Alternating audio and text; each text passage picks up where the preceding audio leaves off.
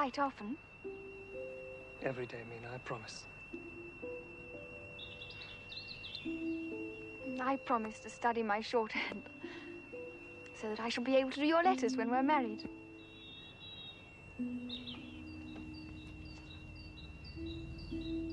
Jonathan!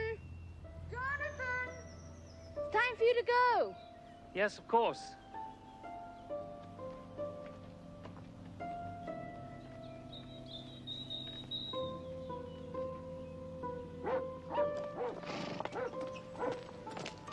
Oh, Jonathan, I do wish Bohemia wasn't so far away. Now, Lucy, you'll only upset your sister. But you don't know 2 words of the language. No, but one can tell from the Count's letters that he has a good command of English.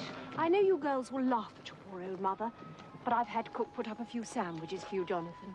One never knows about food when traveling abroad. Thank you, Mrs. Westerner. That was very thoughtful of you. Well, it's time to go. Goodbye, Goodbye. Jonathan.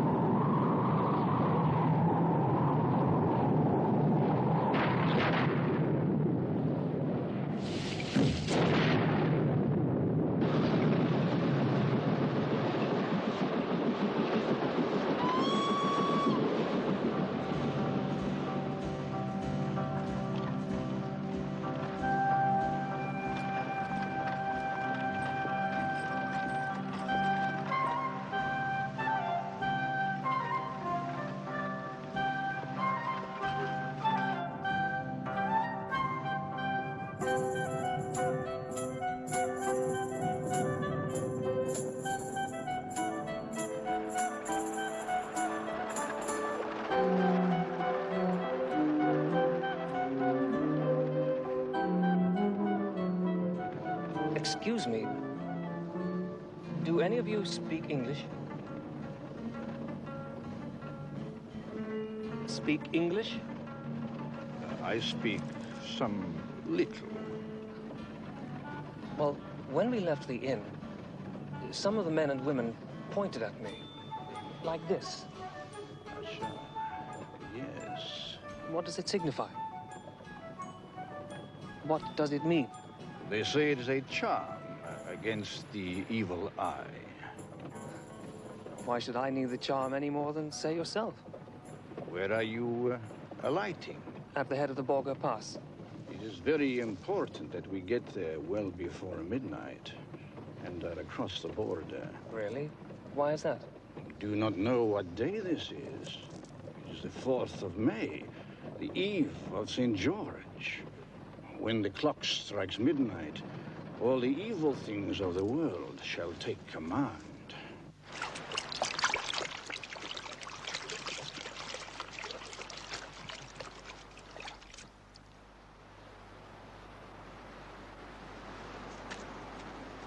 Concede quaesmus omnipotens Deus, o protectiones tuas gratiae corrimus, liberaci a malis omnibus, serviamus securo tibimente serviamus.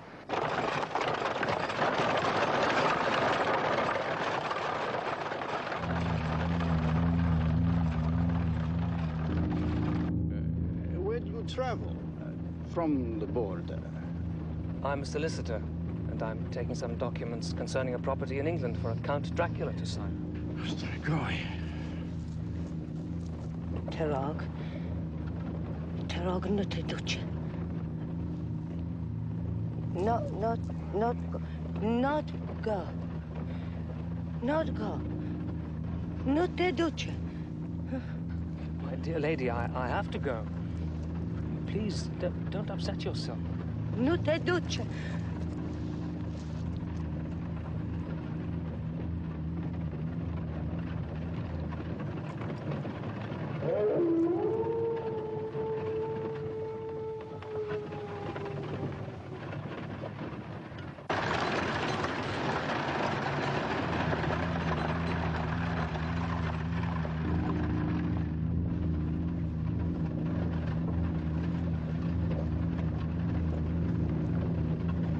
Have you, please, the correct time? It's 6:30. My repeti!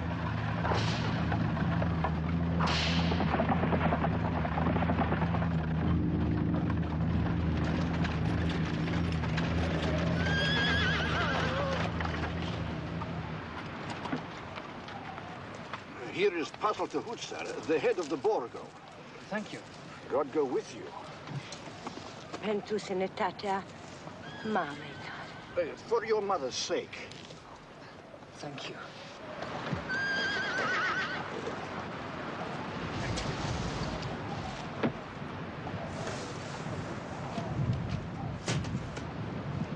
There should be a carriage waiting for me.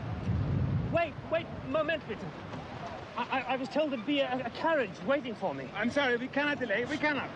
But you can't leave me here in the middle of nowhere.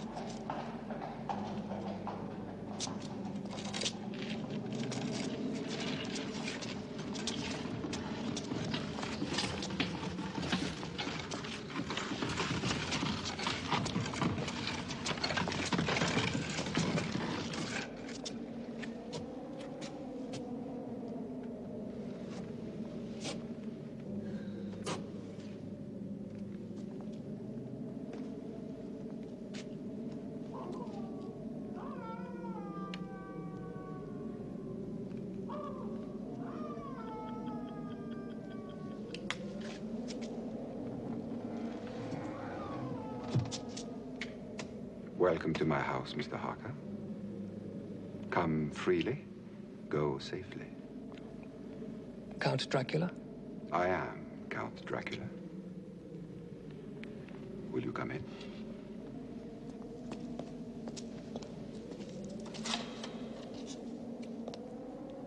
And please, leave here some of the happiness you bring. No, allow me. I insist.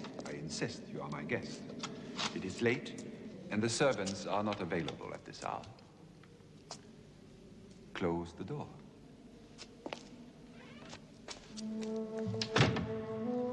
Follow me. Thank you.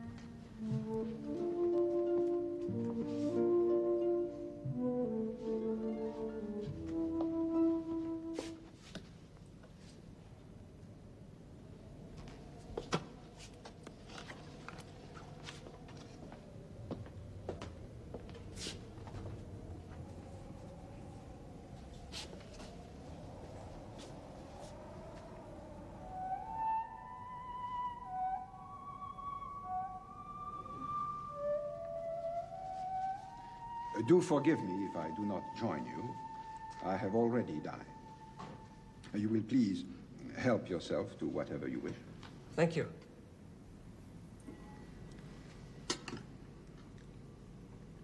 Some Tokai, perhaps? That would be very welcome.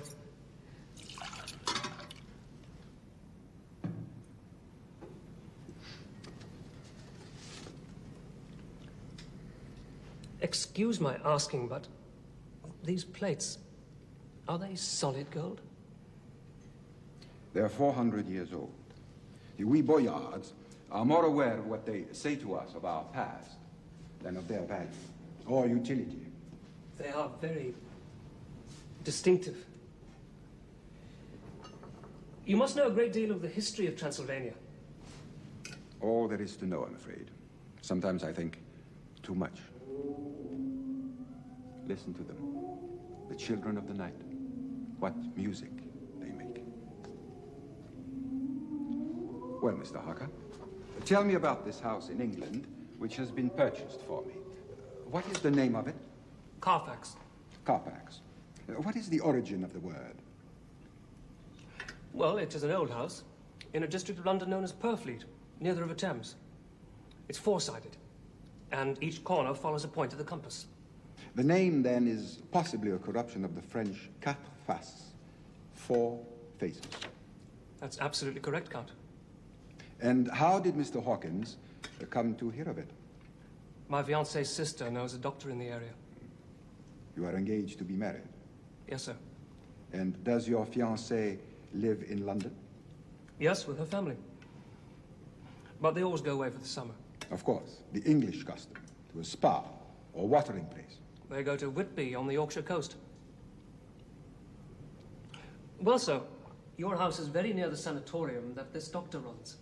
Dr. Seward. The house is old, I'm glad. A house cannot be made habitable in a day. And after all, how few days go to make up a century. Mr. Hawkins thinks highly of you. That's very kind of Mr. Hawkins. And adds, Mr. Harker shall be ready to attend on you during his stay when you will, and to take your instructions in all matters. I think you will find everything in order.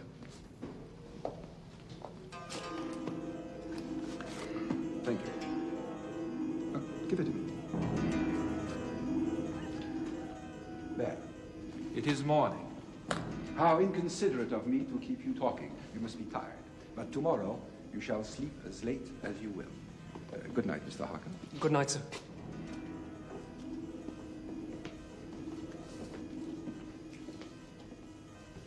Oh, Mr. Harker? Sir?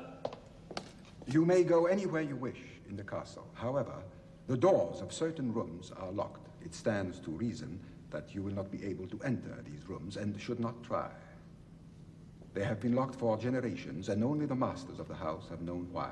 Respect this tradition, please. Thank you.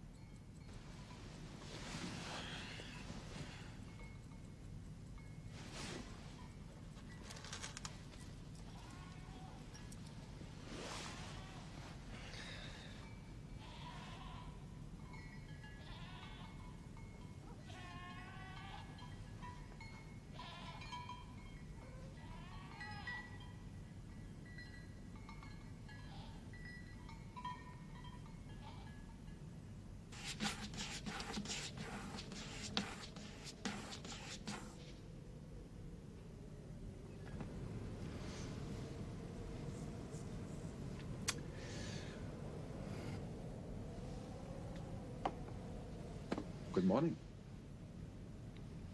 Or rather, good evening. You have slept well. It is already dusk. Stupid things. You shouldn't trust them. The trouble with mirrors is that they don't reflect quite enough, don't you think?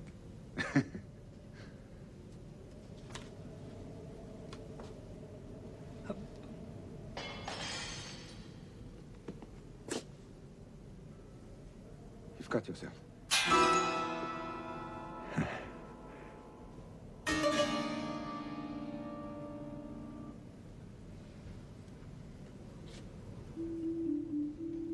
One of these two girls is your fiancée?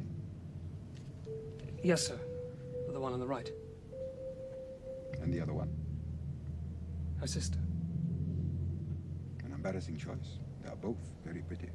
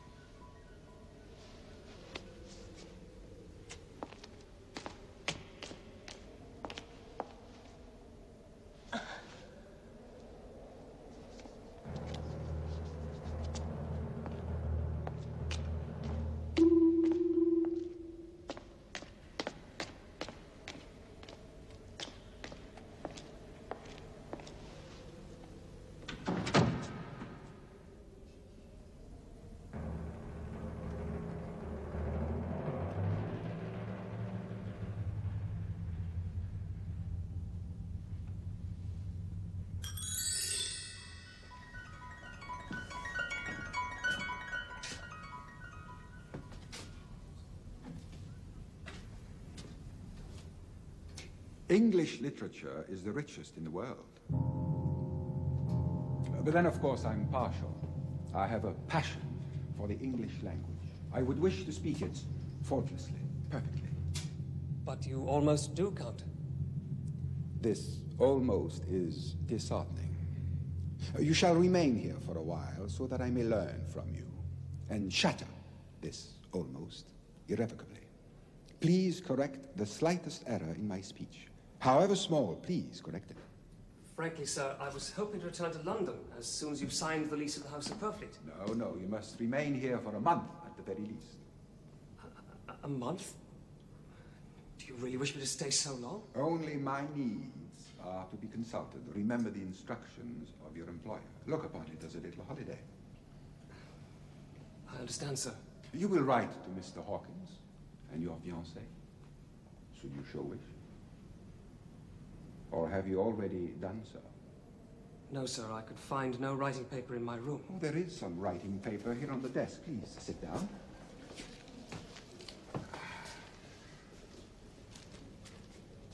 Very, very thin.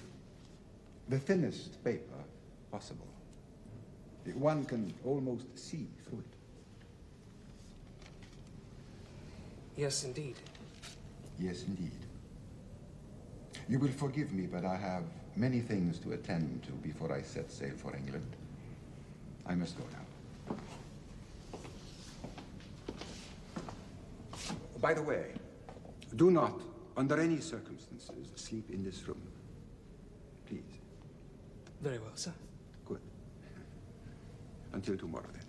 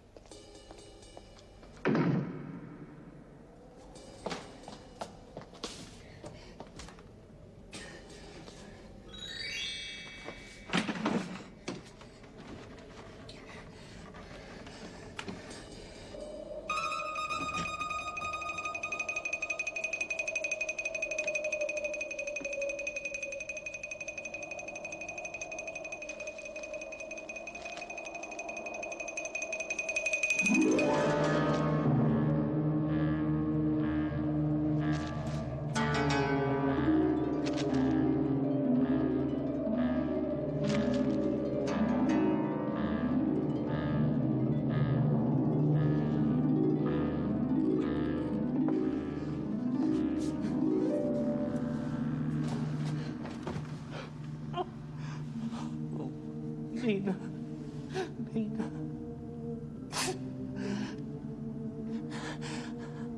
Am I going mad?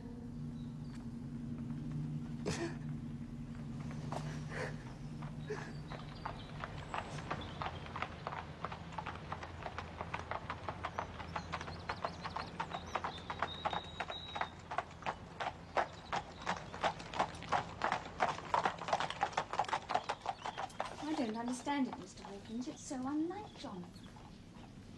Everything is going very well. I am very well. Nothing about his journey or what happened, nothing. Much the same story in mine, my dear. And I must say, I find it very surprising that he needs to stay a month. A month? Oh, no. The Count has requested me to remain 1 month. And as it's your wish that I should do everything to accommodate him, I have naturally agreed. Oh, what are we going to do? Well, if I hear anything more, I'll certainly let you know. Oh, yes, yes, of course. Oh, we should be going to our house in Wickley for the summer at the end of the week. I'll keep in touch with you, my dear. Thank you.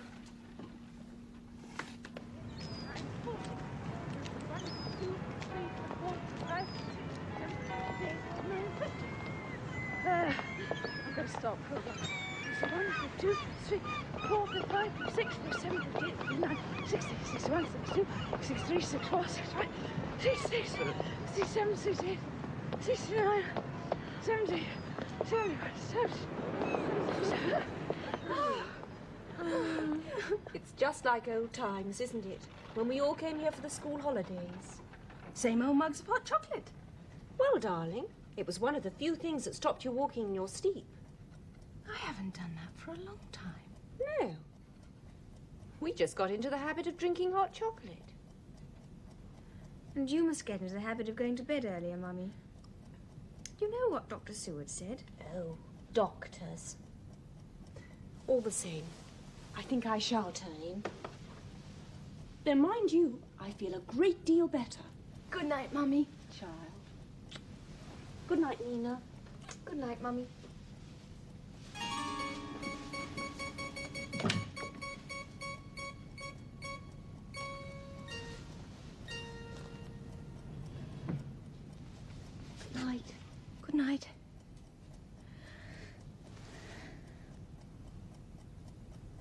really worried about Jonathan.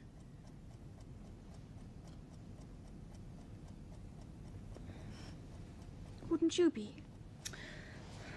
Poor Mina. You're so much in love. And you really don't understand men at all. You do, I suppose. Well, I've been longing to tell you. I've had 2 proposals of marriage. I know about Dr. He's Seward. called Quincy. Quincy? Quincy P. Elmwood. He's a very handsome American boy from Texas. And he's something high up in the embassy in London. Where did you meet him? Oh, well, that's the embarrassing bit. John Seward introduced us. Lucy. Which one are you going to marry? I'm really not quite sure. Oh, why can't a woman marry 2 men? Or at least as many as want her. Save all this trouble. Oh, you really are impossible.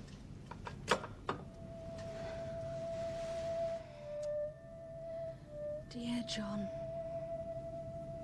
I think it'll be Quincy. Good night, Mina. Good night. And I shouldn't worry about Jonathan. If I know anything about men, he'll be having a lovely time with that count of his. What with deeds and torts and searches, all washed down with local wine. It's not Jonathan's style at all. I was only joking. Good night, darling. Night.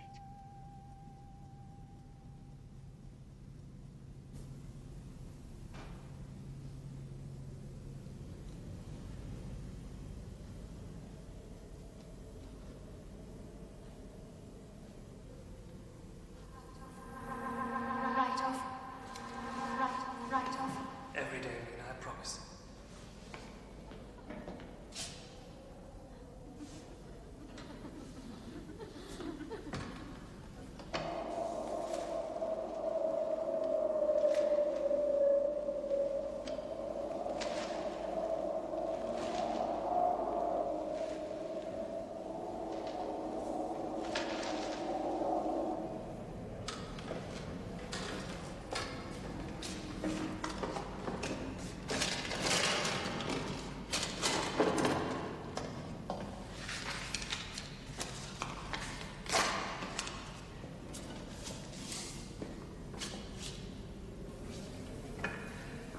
I promised to study my shorthand. Every day, I promise. Oh, my dearest, how I hate to go. Just a moment's notice.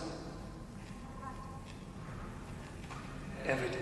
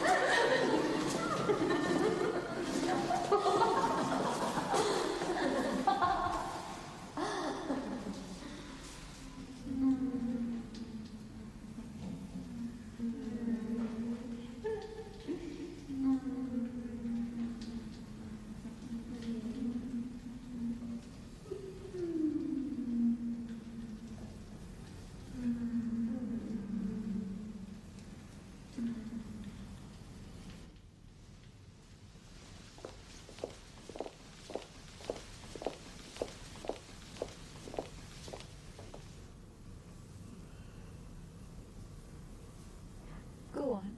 You can go first. Me? First? Well, you have to ride.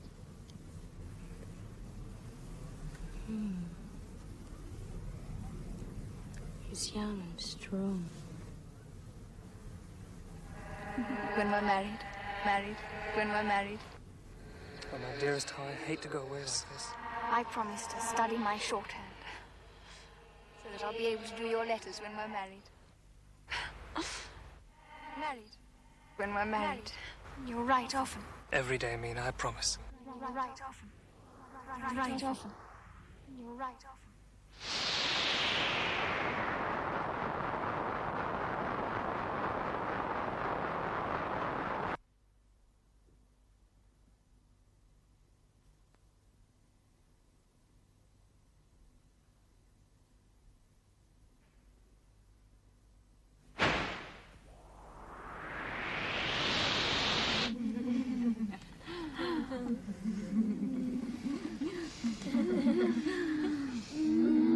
Don't touch him. Don't look at him. Leave him. Back. Back. You never loved me. You never loved. You never loved. Oh, yes, I have.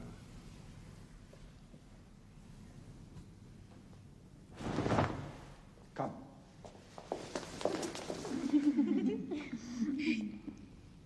I need him for a while. Then you shall have him. He will be yours. All yours. When we're married. Just a moment's notice. Now go. I must awaken him. And tonight, you can give us nothing? Nothing?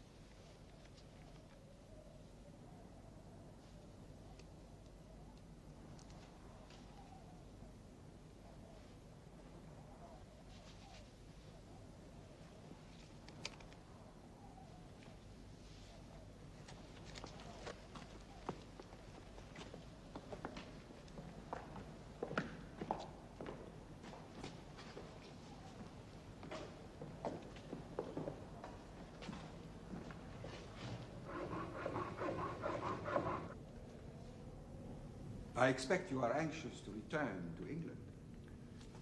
I should like to start back soon, it's true. Very well. Write a letter to your friends saying that you have already left the castle and have arrived at Bistritz, where you are awaiting the weekly express. May I ask with what object, sir? The posts are few and uncertain. Writing now will ease the minds of Mr. Hawkins and your fiancée. Count Dracula. Yes? I've been struck by a curious fact. Yes? I've not seen a single servant since I've been here. Yet my meals are served, my bed is made. Tell me, are we alone in the castle? Alone? How could one be alone in this castle? In its most remote corners, the past, the living past, is present, surrounding us. That does not answer my question, sir. I've been here for 3 weeks and have not once stepped outside the castle. I would gladly have shown you the countryside if you had expressed the wish to do so. When would we have gone? In the dead of night? I've never set eyes on you during the day. I have a large estate to manage. Nor have I seen you eat. I eat alone. And who would have driven the coach? My driver? You are lying, Count Dracula. You are losing your temper, Mr. Harker. Who took me back to my room last night? Back to your room? What do you mean? I slept by mistake in the library. I witnessed a nightmare and woke up in my bed. How did I get there? Now, am I to be held responsible for a vivid imagination? Now you tell me to write a letter saying that I've already left the castle. Why? You're keeping me here against my will. Why? To improve my English, Mr. Harker, as you very well know. But if you wish to go, by the time you pack your portmanteau, my driver will be waiting for you to take you wherever you wish.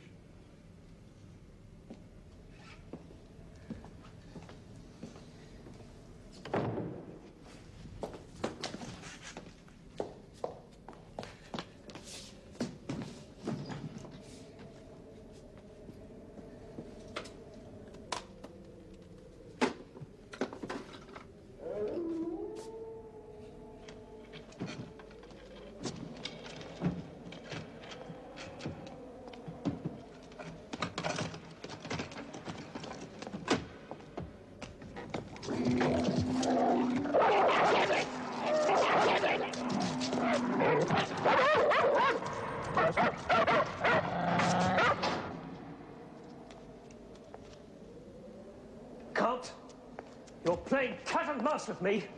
I want to know the reason why. You do not trust me. No, I don't. And trust is essential in human relationships.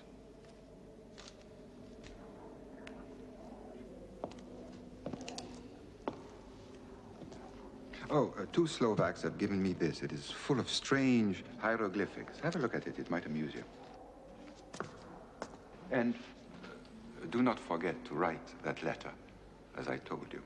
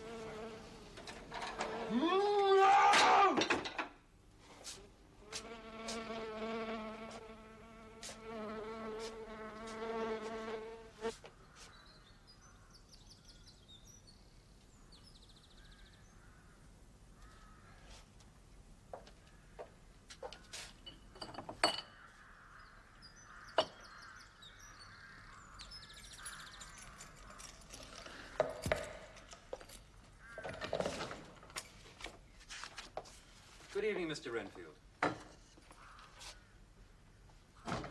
Ah, yes. Doctor. Do come in.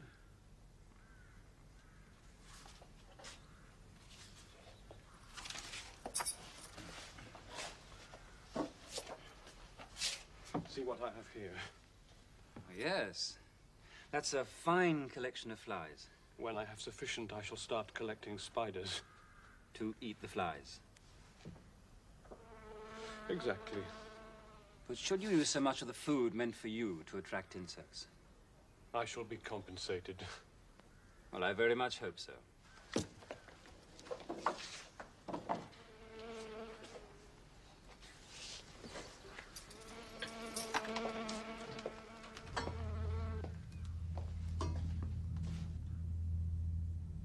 Master, master, are you coming soon?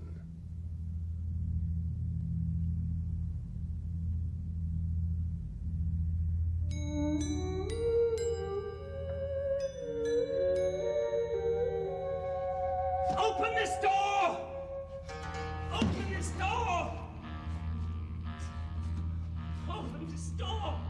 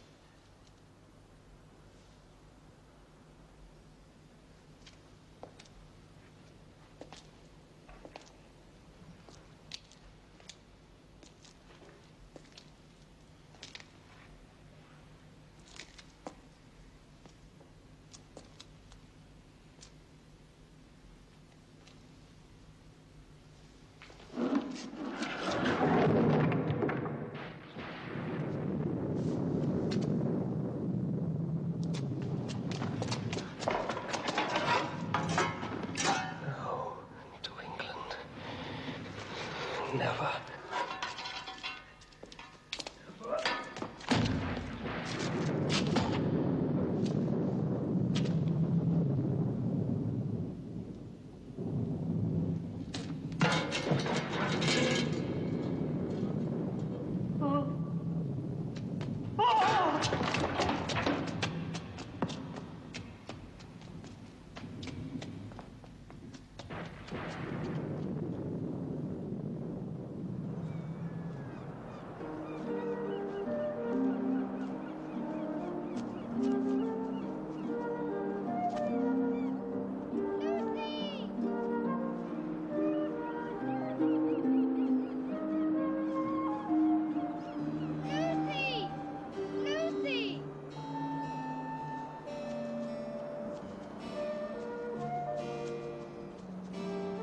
We should be getting back now, Lucy. See if the evening post has arrived, I suppose. I don't know what it is, but I have the most uneasy feeling about Jonathan. He said he'd write every day. Afternoon, Miss Vida. Miss Lucy. Afternoon, Mr. Swales. Still sitting among the tombstones. To know what lies was wrote on them. Look here. Sacred to the memory of George Cannon, falling off the cliffs of Whitby. Erected by his sorrowing mother to her dearly beloved son.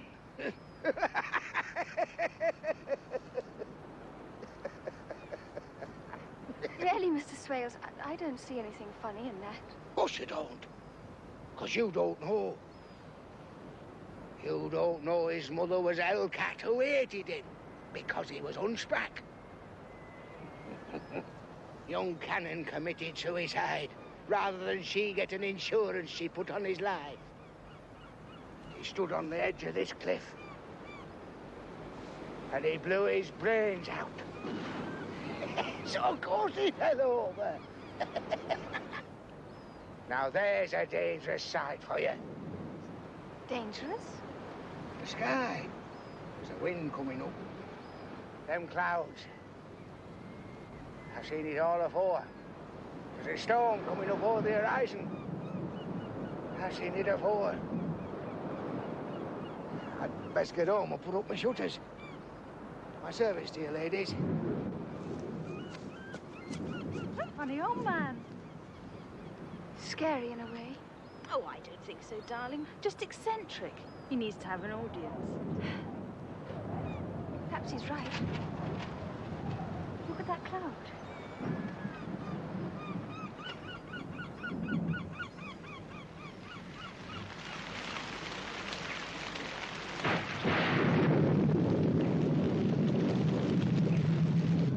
I've never seen such a storm. It's quite frightening. I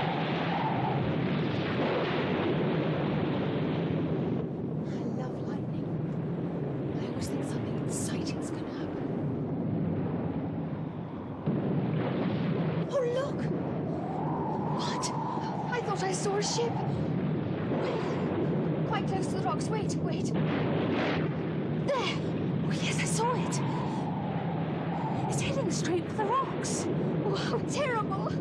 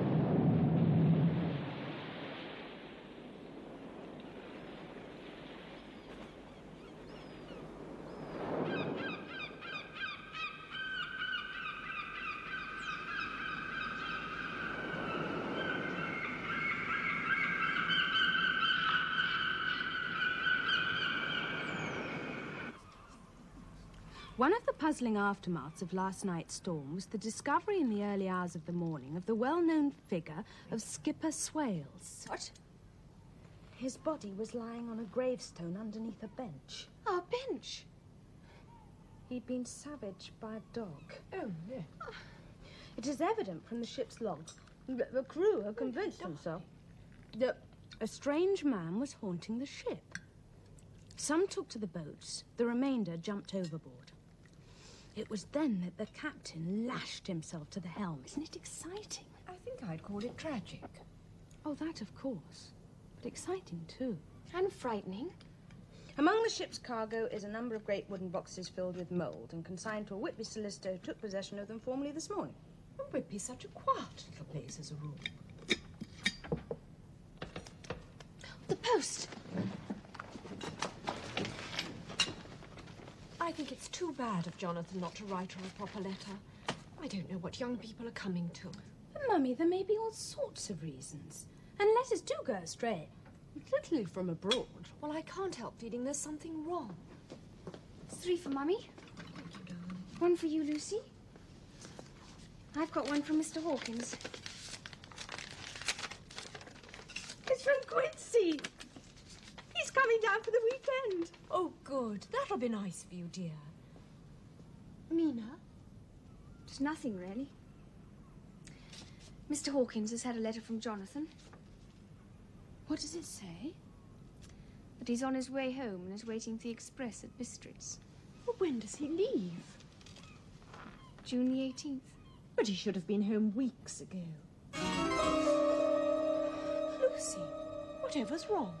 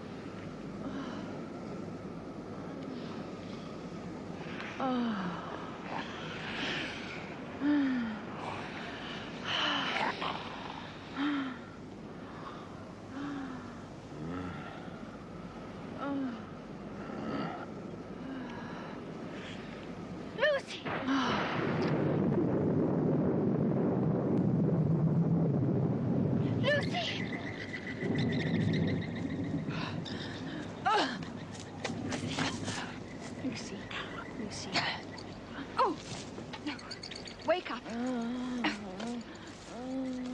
Wake up now, Lucy. Wake up.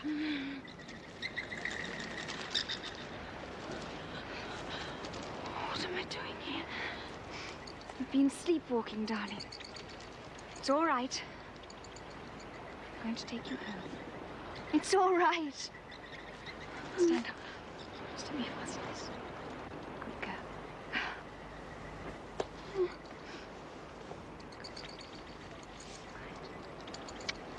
Come on, Lucy. Let's go home now.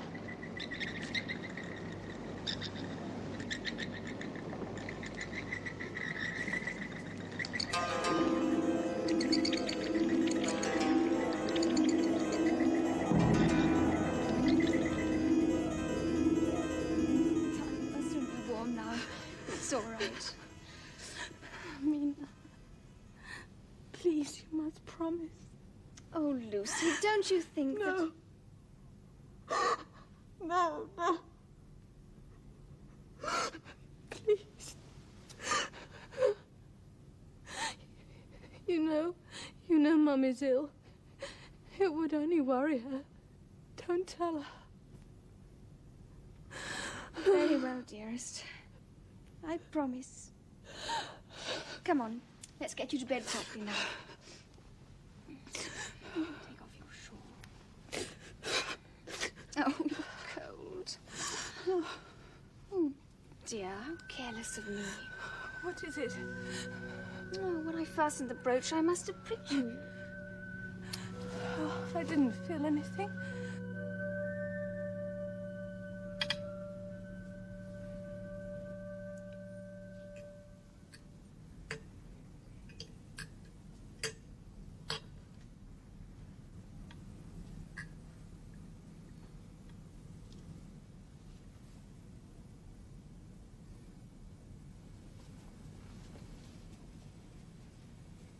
Why aren't you eating anything, darling? Oh, don't fuss, Mother. You look so pale. Doesn't she look pale, Quincy? Mm-hmm. She sure does. Well, to tell you the truth, I do have rather a headache. It must be the excitement of seeing Quincy again. Whoa there, little lady. I sure hope that ain't the effect I'll always have on you. Why don't you go to bed, darling? Yes, I think I will if nobody minds. That's a sensible girl. Good night, darling. Good night, Mother.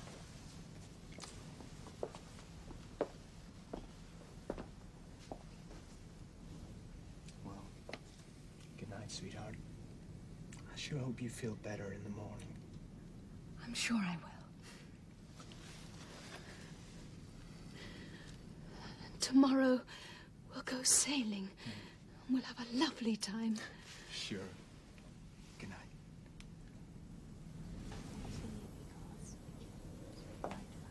Oh, Quincy, I can't tell you how worried we've been. One day so happy and full of life. The next so white and... oh, I don't know. Well, isn't it time she saw a doctor? Yes. I think we should go back to London at once. You wouldn't mind, darling, would you? No, of course not. And then Jack Stewart could take a look at her. That's just what I thought. Well, Mina, it's such a lovely evening. Why don't you and Quincy stroll down to the promenade? Well, I wonder if the American consulate in Budapest could help find out where Jonathan's gotten to. Oh, Quinn, do you think they could? Well, it's worth a try. See, they could start by making inquiries at the streets. Isn't that where you last heard from them? Yes, it is. I would appreciate it. I'm so worried. Well, I'll cable them just as soon as I get back to London. Oh, thank you. Oh, shall we go back now?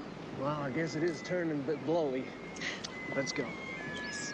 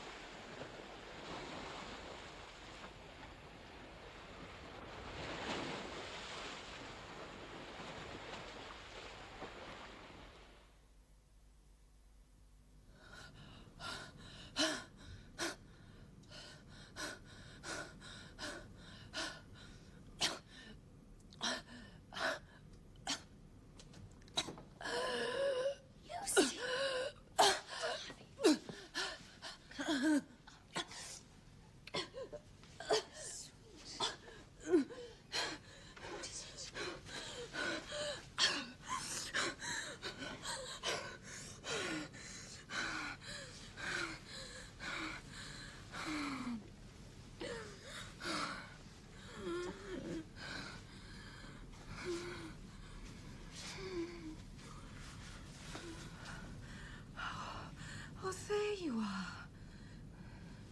Yes. Yes, dearest. I must have been dreaming. Yes, darling.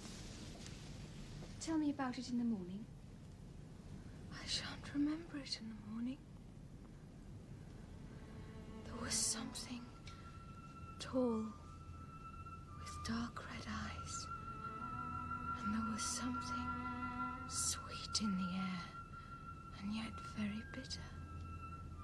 And then my soul seemed to go out of my body and float about the room.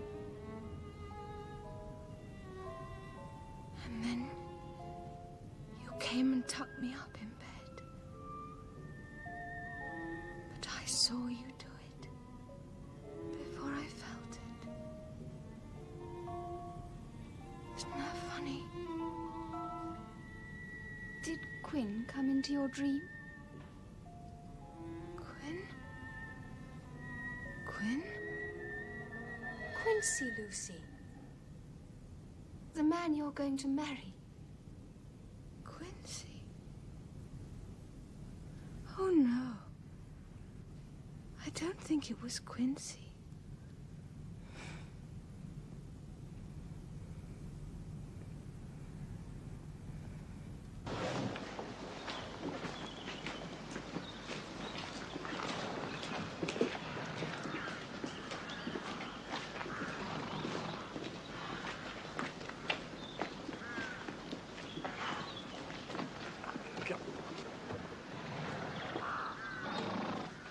Bowles? Sir? Any idea what the devil's going on over there? What, a car flag, sir? Yes. They've been in that all afternoon. It's bloody heavy, them boxes. The devil's in them. I mean, I could understand if they were moving in furniture, but these things... Didn't a foreign gentleman buy that old place, sir? The one that young Mr. Jonathan went abroad to see? Yes. I'll tell you, he was fascinated by the whole thing, sir. Oh? Renfield. Really? It's time for the afternoon run, sir. Yes, of course.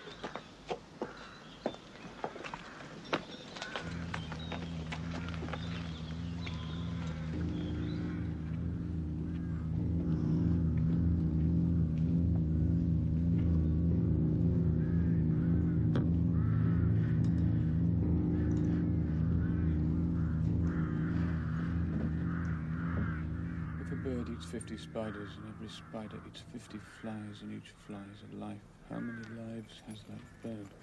50 times 50. Hello, Mr. Renfield. How's the experiment going? Fly spiders, birds, fly spiders, birds, fly spiders, birds, fly spiders, birds, fly Yes, spiders, I birds. see. Yes. Tell me, how did you manage to catch them? They were sent to me. By whom? I am not at liberty to disclose that.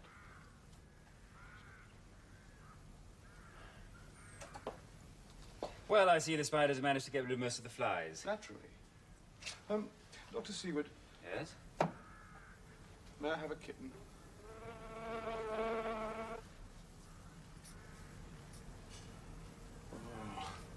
Oh, come on, man. We can't have that. Now, come on, spit it out. Come on, spit it out. Come on. Why? It is very wholesome. It is full of rich, strong life. It will give life to me. Leave him, Bowles. Leave him.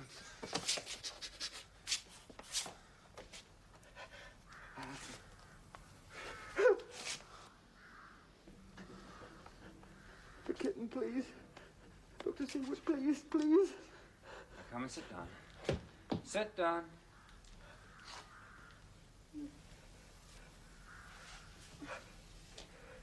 Well, I don't think it's advisable, Mr. Renfield. Not just at the moment. Mr. Renfield. Mr. Renfield. I'm going to give you an opiate. I hope you'll drink it. Of course I will, Doctor. I know you are my friend. I will do whatever you tell me. Thank you. Bowles will bring it along shortly.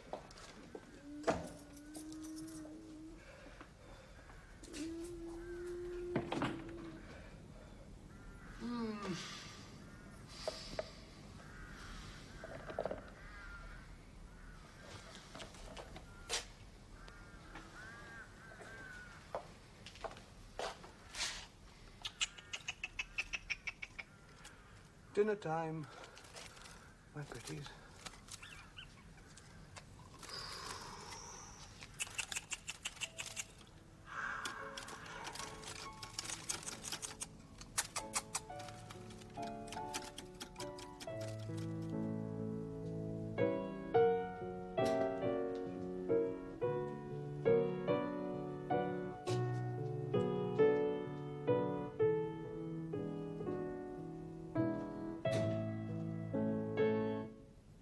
Mr. Hawkins, you're smiling. It's good news. Yes, yes. Jonathan is safe. Oh, and he's on his way home. No, my dear. He's in Budapest. I've had a message from the American consulate there. Yes, yes, that was Quinn's doing, but couldn't Jonathan have written himself? He's been quite ill, my dear. He's in hospital. Hospital? What's been the matter? Some terrible breakdown, it appears.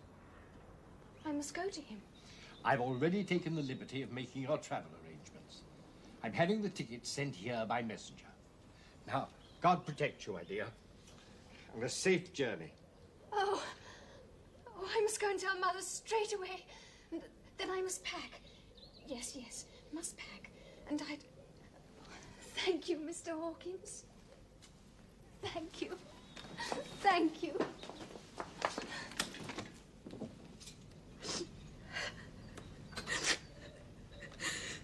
I hear that Mina's found her long-lost Jonathan. But now, nearly finished. Look up for me. Up at the ceiling. Uh-huh. Now your hand. There. All over. Quite painless. Is there anything really wrong with me, John? Not so far as I can make out. There are none of the usual symptoms of anemia. Will you tell Mother and Quincy that? They're so worried. Yes, I certainly shall. And thank you. Thank you for coming all this way. My dear Lucy.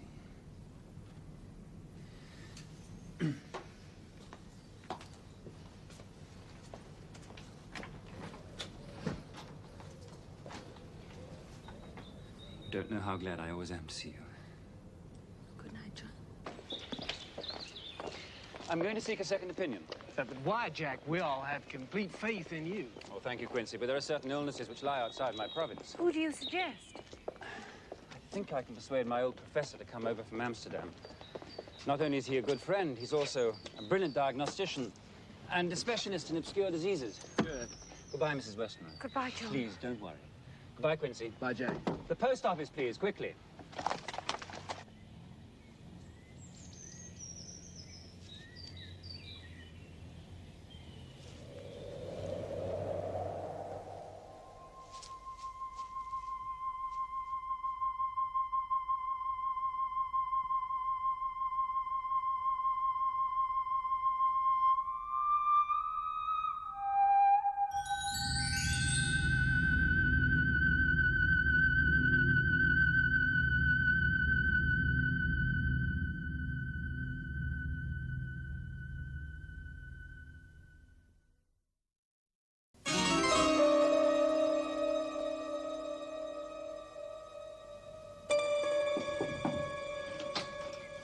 Lucy, may I present Professor Van Helsing?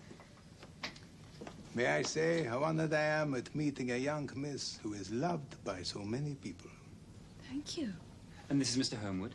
Ah, yes, the fortunate groom-to-be. Professor? It is love that makes the world go round. And like most cliches. It is true.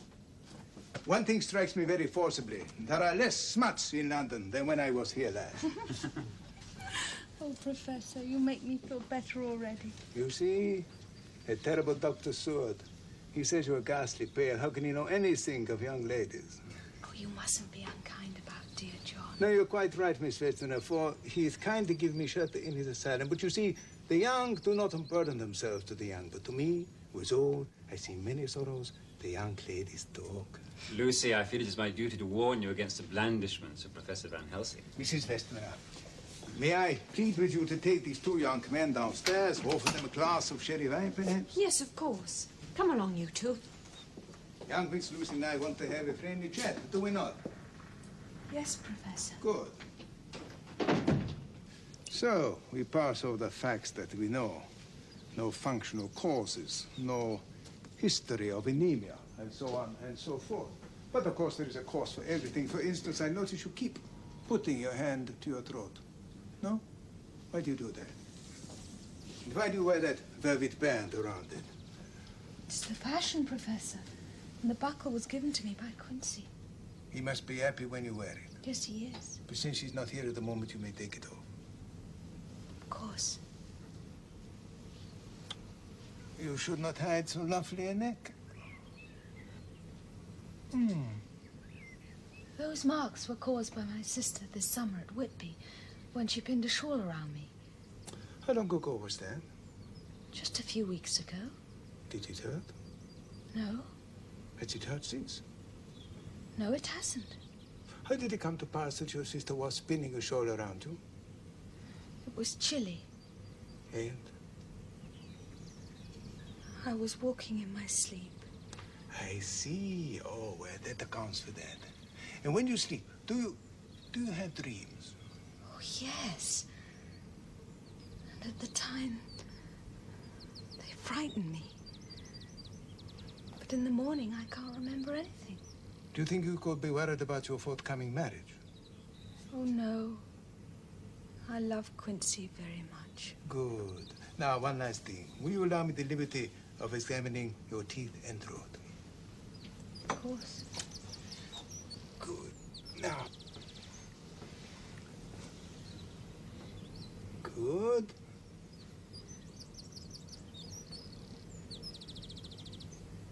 Good. There. Finished.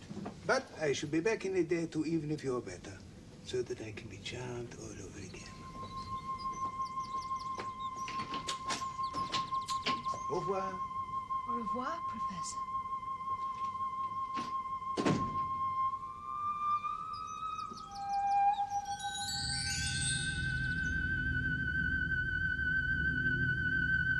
Would you like a drink? No, thank you, no. After a single examination, I do not wish to diagnose, but there is some memory stirring in my old brain. When we return to your asylum, John, we will telegraph Amsterdam for certain of my books. Then we shall solve the mystery.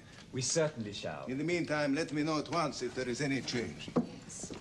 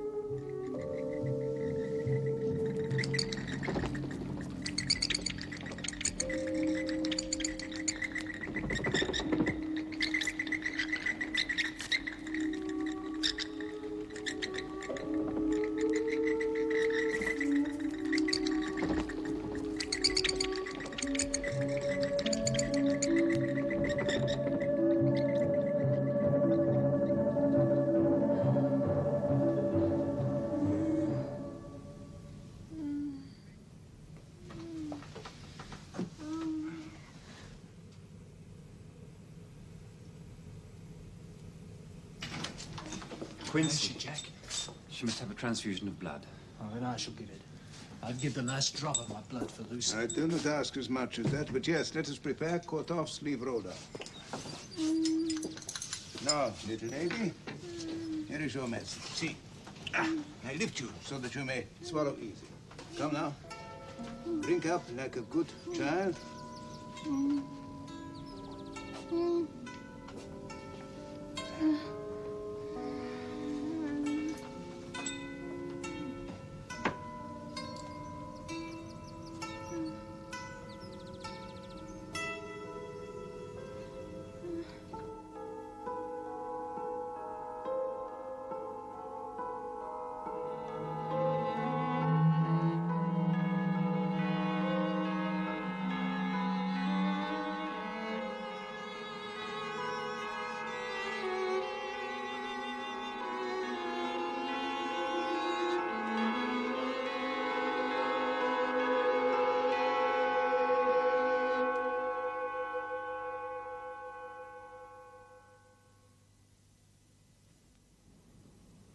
Good evening.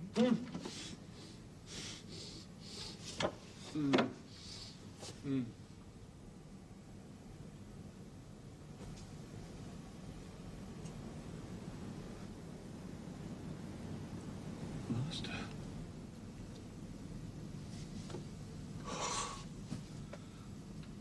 What do you offer me? More insects with steel and sapphire on their wings. Yes, yes. Moths with skull and crossbones on their wings. Oh, yes, yes. Blood. Blood. Yes. Life. Years of life. Yes, yes. Lord and Master, give me eternal life. Ooh. Ooh.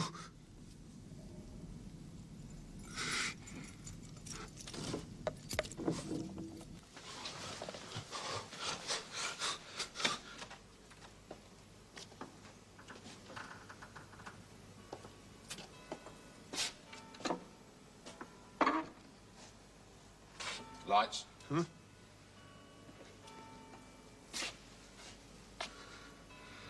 Where's the doctor? Well, he's not here tonight.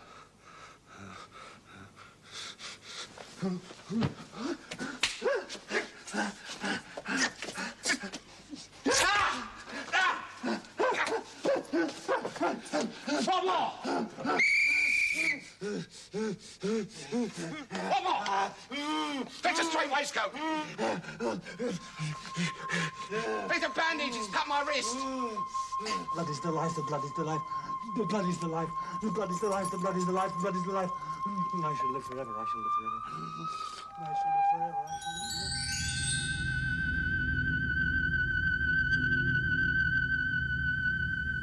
Yes, I agree. Using Garrick seems like nonsense, but I sense something evil, and I must try everything to combat it. Evil will not disappear simply because we disapprove of it. But what is the evil? I believe there is a monster in our midst. Who it is, or where it comes from, or what form it takes, I know not. But of one thing I am certain, we must find out. Even then, heaven knows if we are in time to stop it. Now, these are for you, Miss Lucy. For me? Yes, but they are not for you to play with. They are medicine. Oh, do I have to eat them? Oh, no. Do not make a face. They're not for you to take any decoction. This pretty little necklace, for instance, is for you to wear around your neck to help you to sleep. Like the lotus flower. It will make your troubles forgotten. Bertha, you must be putting a joke on me. These flowers are nothing but common garlic. I do not joke. There is purpose in all I do, and I must warn you, do not thwart me. Take care for the sake of others, if not for yourself. I'm sorry. Oh, my dear little Miss Lucy, please forgive me. There may be much virtue in so common a flower. Now, good, John. Now we take some more.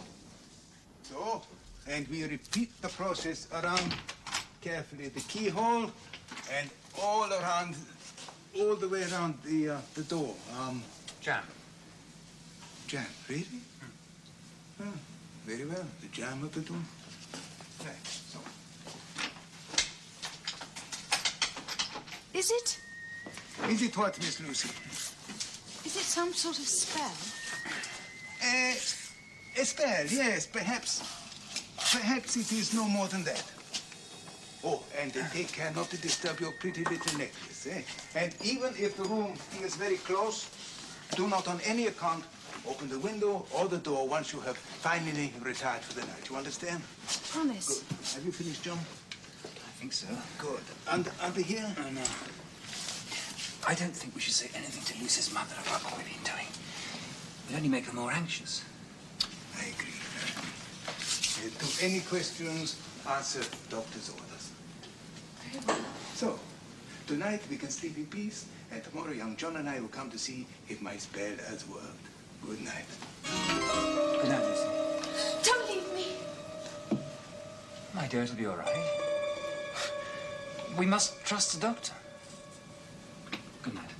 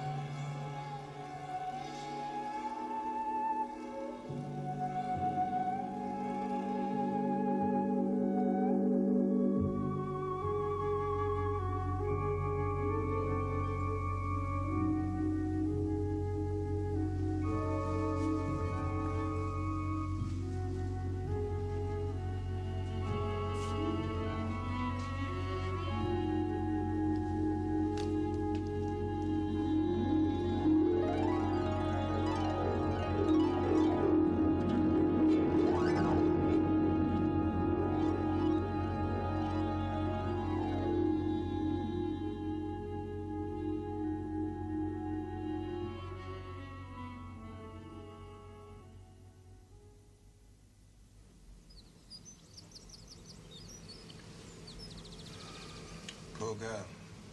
The struggle is proving too much for her. Yes. I wish she hadn't insisted on going to the funeral. It upset her.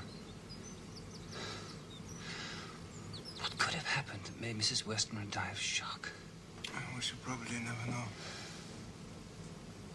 John, look. What? The throat. What are those marks that have been there for nearly a month? Good God, they're completely gone. Overnight?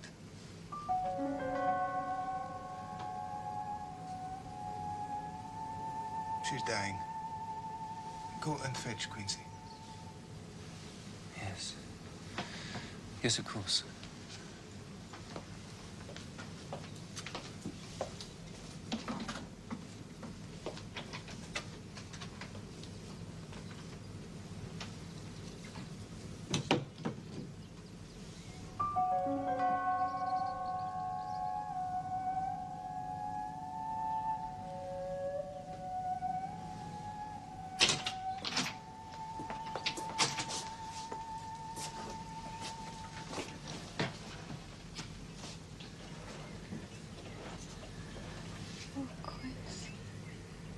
My love, I'm so glad you've come. No, no, no. Hold her by the hand. It will comfort her more. I've been to see the house again, sweetheart. It's gonna be all ready to move into right after our honeymoon.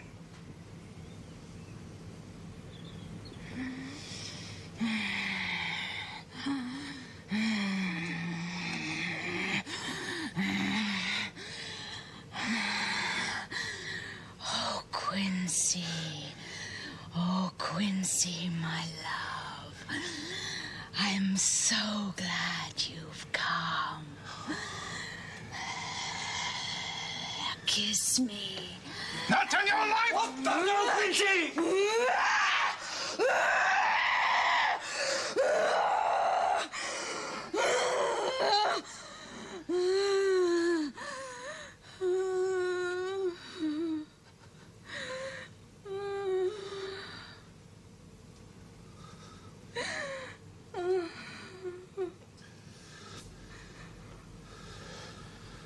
Oh, Professor.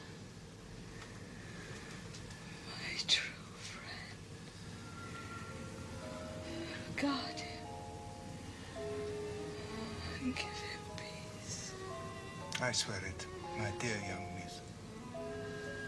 Come, Quincy. Take her by the hand. And kiss her on the forehead. But only once.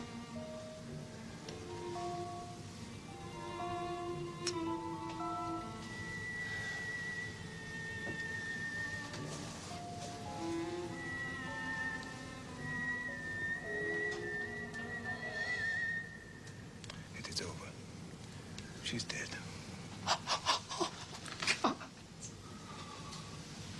Why? Why? Oh, Quincy. Come, Quincy. Look at her. Now look at her well. She doesn't look sick anymore. God is merciful. She's at peace. It is the end. Not so, alas. It is only the beginning.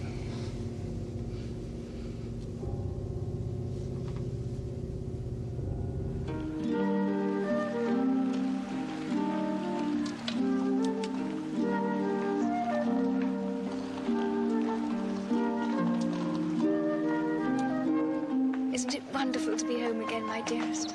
There were months when I thought I would never see you or England again. Won't Mummy and Lucy be surprised when we tell them that we're married? We'll start house hunting right away. Only mean it. Promise me one thing. What, my darling? Promise me. What? Promise me that you will never, as long as we live, cook me paprika chicken. Paprika hen? Oh, 9-9.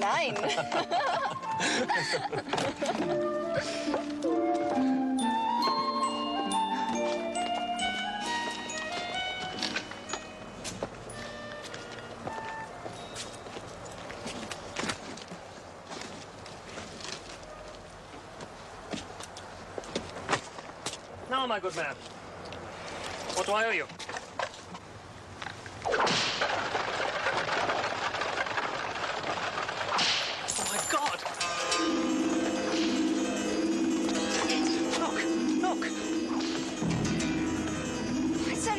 driving away? No, he took no money. It's him. It's It's all right. Don't let him go. But you don't understand. It was Count Dracula. Yes, darling. Let's go indoors. Oh, my God. I thought I had imagined it all.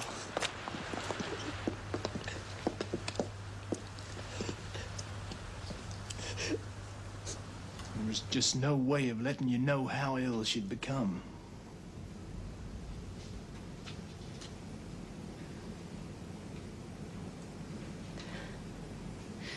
When was the funeral? The day before yesterday. Such terrible homecoming, my dear young people. You must believe we did everything we could.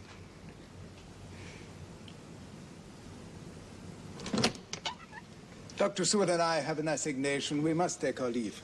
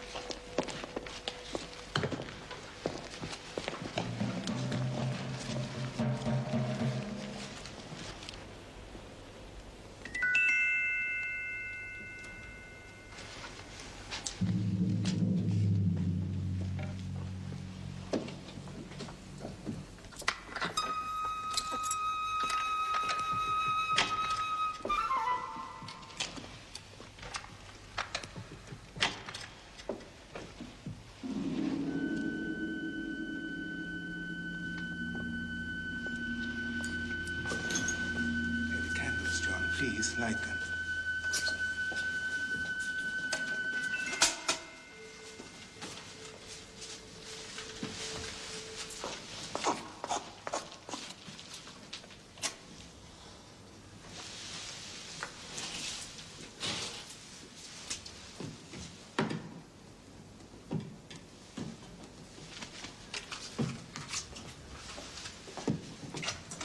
What are you doing? As you see, cut off her head. What? Mutilate her body? Why? It's monstrous. Friend John, I know you loved her, but there are certain things of which you have little knowledge. I do nothing without good cause.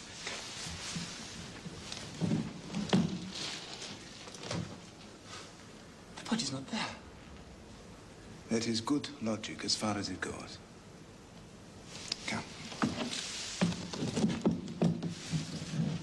Now, I will tell you what I believe, and then we must speak with Quincy.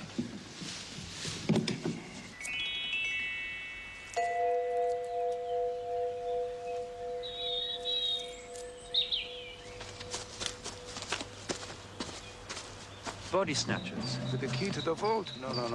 Try again, young friend. John, look. Good Lord.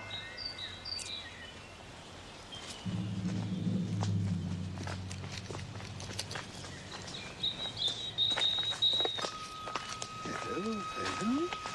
Well now, what have we here? A very beautiful lady.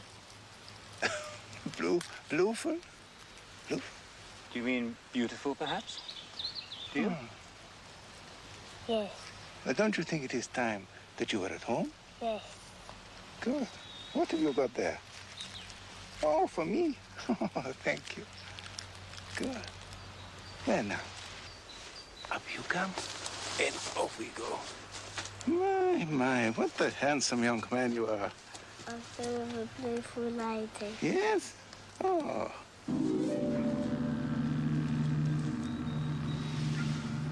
My God. Oh, my God. Oh, no. Oh, no. Not so soon.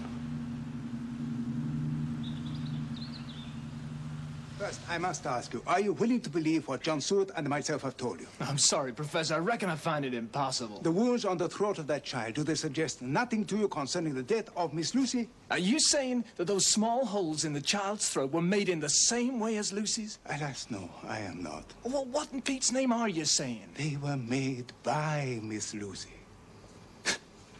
You're insane. She has already joined the ranks of the undead. The undead? The Nosferatu. The walking dead. Those who cannot die, who are cursed with immortality, who must go on age after age, adding new victims, multiplying the evils of the world. You see, Quincy, she became the prey of a vampire. She is now a vampire herself. And now, I must tell you the terrible thing I propose to do. Okay. No, please, you take this. Here, Professor. Let's...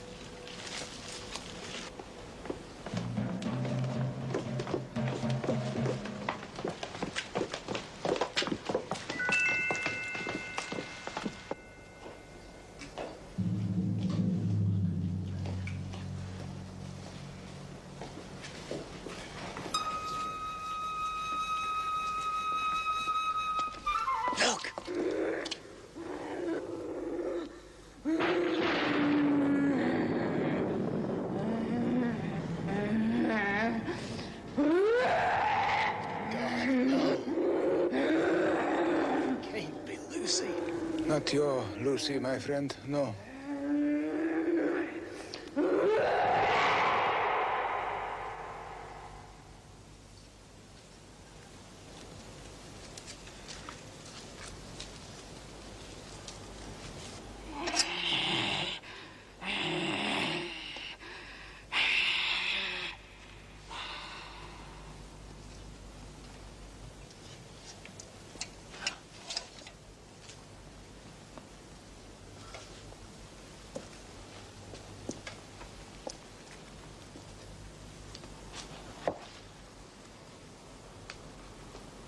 Come to me, Quincy. Come, my love. Leave these others, and we can rest together for eternity. No!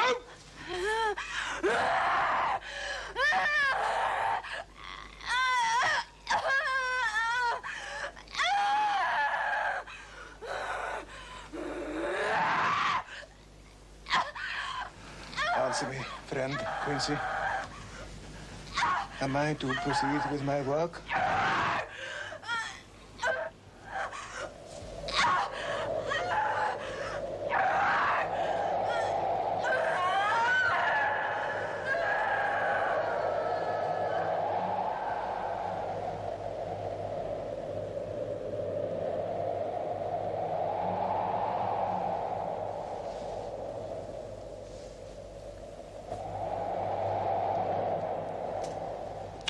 It is dawn. We can begin our work. John, the bags.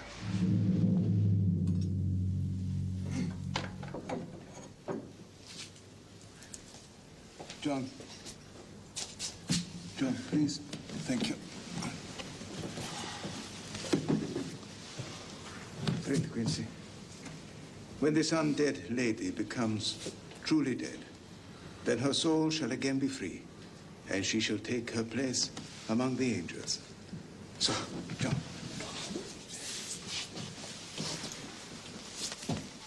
Thank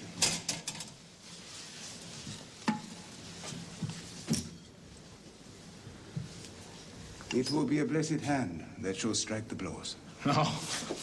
Brave young friend. A moment's courage, and it is done. So, place the point over the heart. So, take the stake in your left hand. Take the hammer in your right hand. And when I begin to read the prayer for the dead, strike in God's name, so that the undead shall pass away.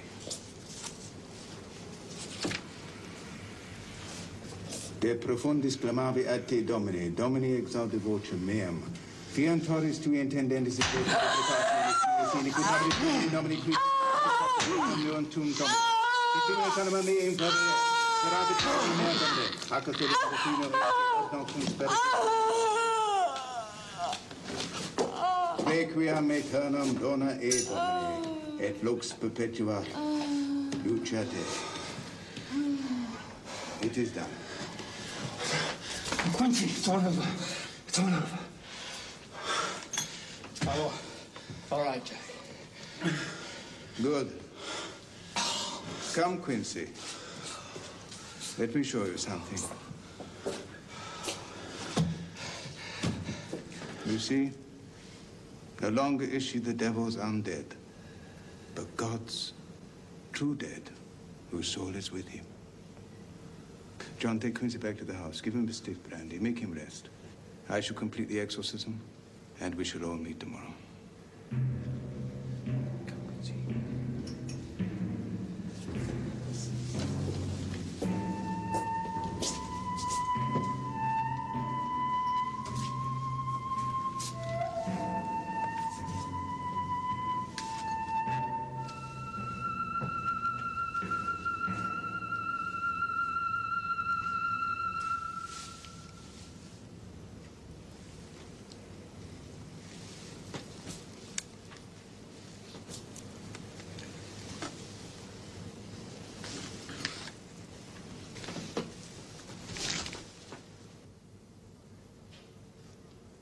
So there is no doubt in any of our minds that Mr. Jonathan's journal and Madam Mina's account of our summer days in Whitby prove that Count Dracula is a vampire and in this country.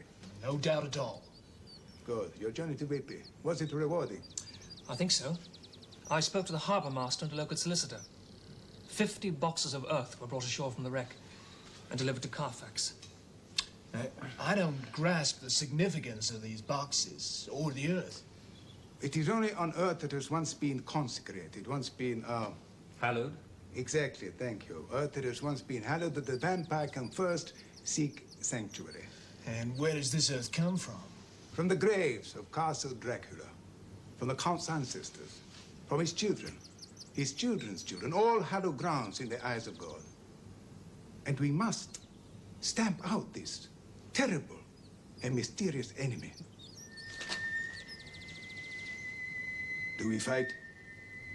What say you? I answer for Mina and myself. Count me in, Professor. I will do whatever I can, of course.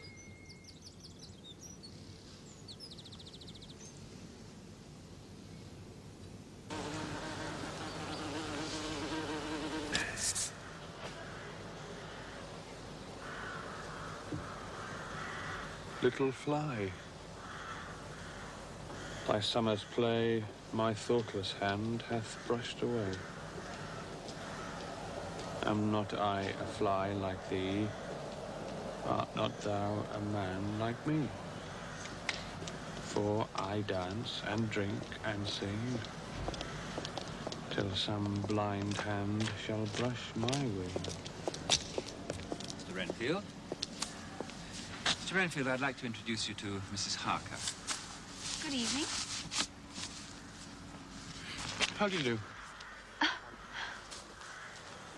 You're the doctor, you're the lady. I myself am an instance of a man who once held a strange belief.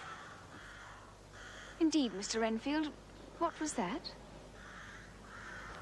I used to fancy that by consuming a multitude of living things, I could prolong life indefinitely. Isn't that so, Doctor? That is so, Mr. Renfield. And you no longer hold that belief?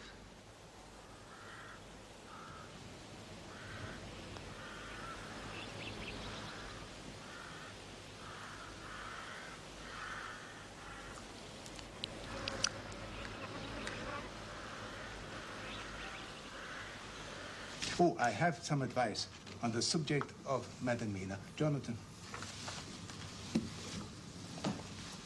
Her health has been all important, but now she must have no more to do with this terrible affair. The risk is too great. She is too precious, and we men will act all the more free knowing that she is not in danger. Very well. I'll take her back to Hampstead and then return here.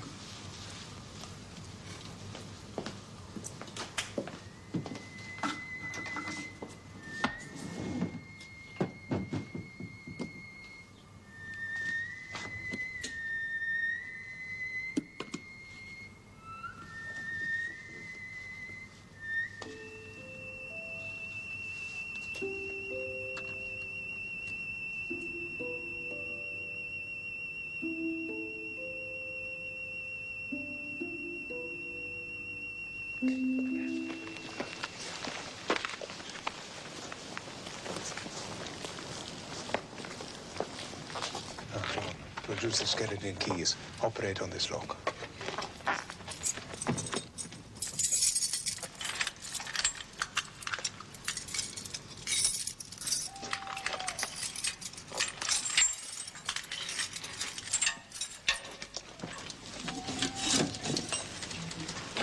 It appears the Count has a penchant for stacking his boxes in holy places. Now, Jonathan, you know the layout of the house and grounds. Is there a chapel? Yes, there is. Good. They need us to it.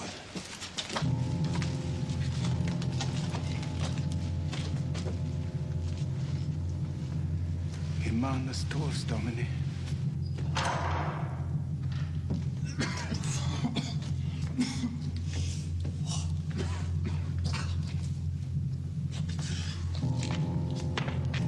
God in heaven. Stench.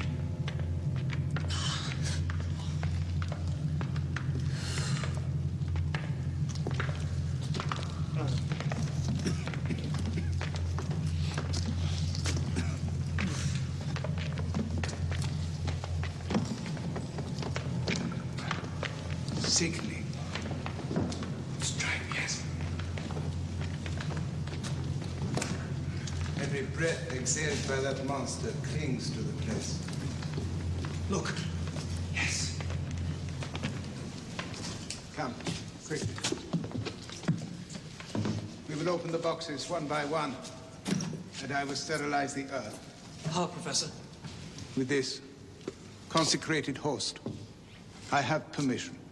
With particles of the host, I shall sterilize the boxes, sanctify them, so that never more can he lie in them. Come, Quincy, open the bag. Just get to work, quickly.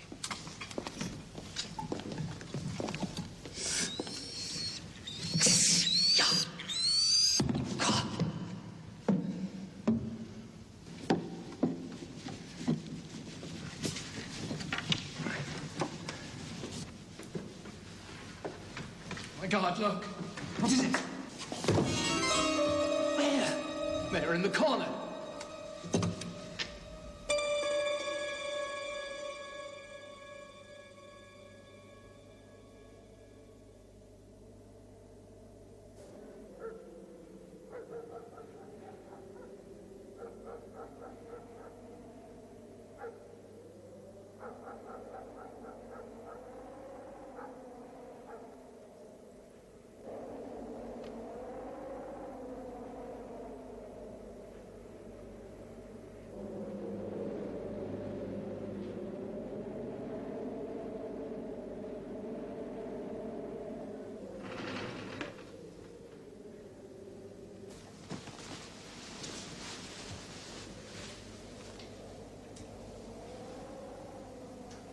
Jonathan?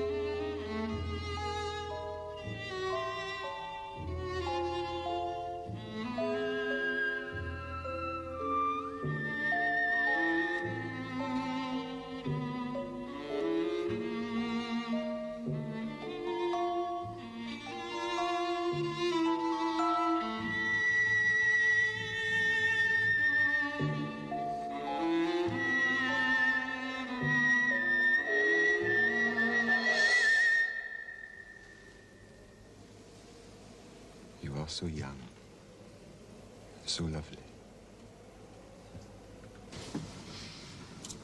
So, after our visit last night to the Carfax house, at least we know that 29 boxes out of the 50 have been sanctified and rendered harmless. The Count can no longer find refuge there. But where are the 21 boxes that have been removed? I'm sorry I'm late. Poor Mina's not feeling very well. I told her to stay in bed for a while.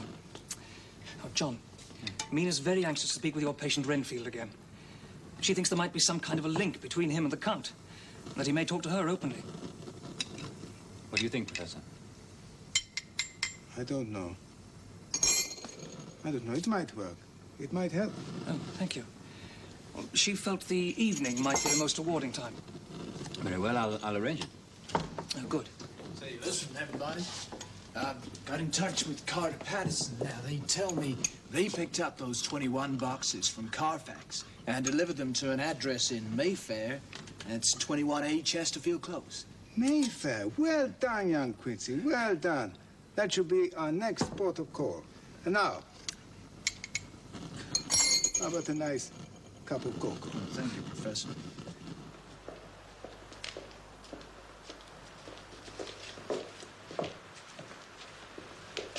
There's a young lady to see, Mr. Renfield.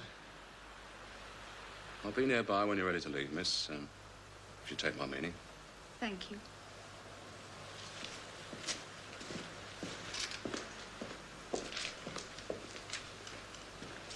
Good evening, Mr. Renfield. Who are you? I'm Mrs. Harker. We spoke yesterday. Where? In the garden. I was with Dr. Seward.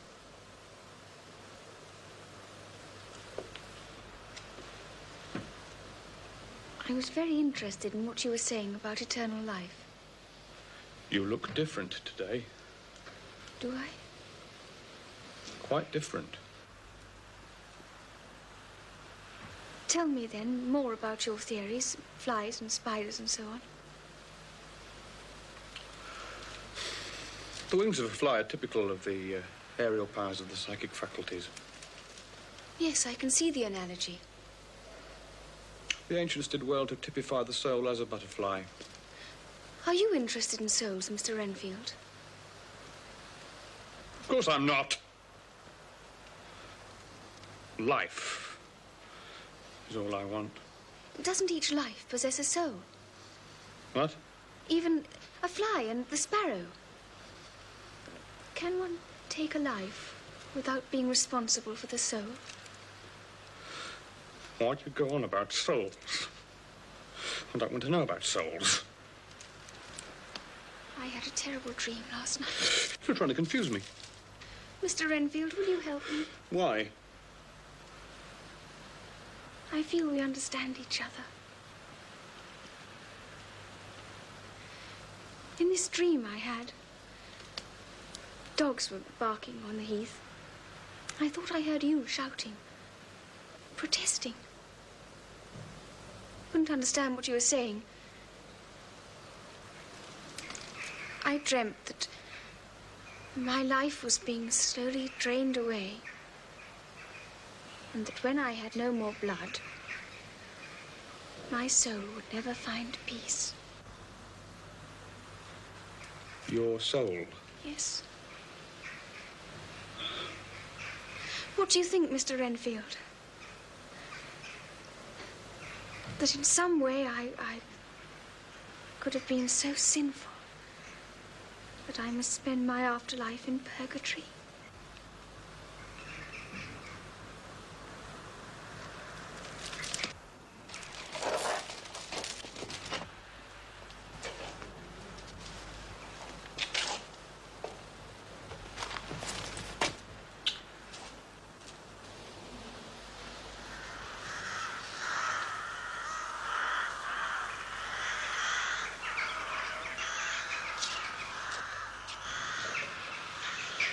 I pray God I may never see your sweet face again.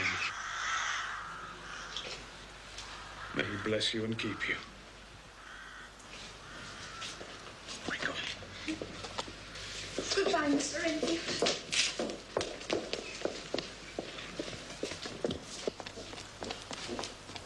Seward. Thank you, Bowles. Dr. Seward. Dr. Seward. You must let me go at once from here. Go, Mr. Renfield. But why? Now. This very hour. Let them take me in a straight waistcoat. Manacled. Leg ironed. Even to prison. And let me go. Is there something Mrs. Harker said that's upset you? If I were free, I shouldn't hesitate a moment to tell you, but I'm not my own master. So let me go, let me go, let me go, let me go, let me go, let me go, let me go, let me go, let me go, let me go. I'm afraid we shall have to wait until the morning to discuss it.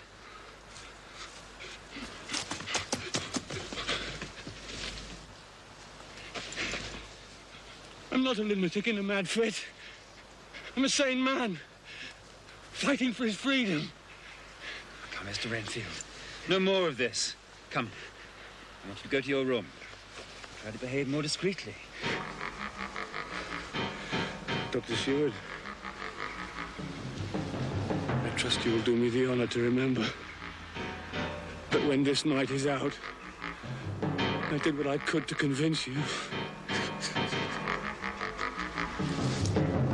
Renfield.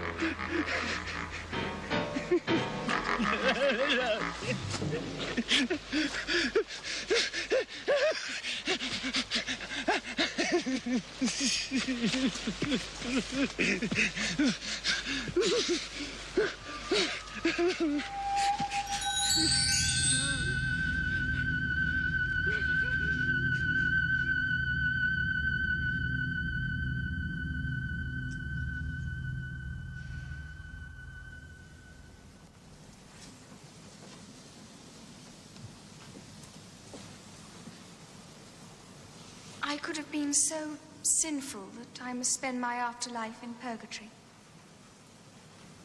Why did you refuse what I have sent you?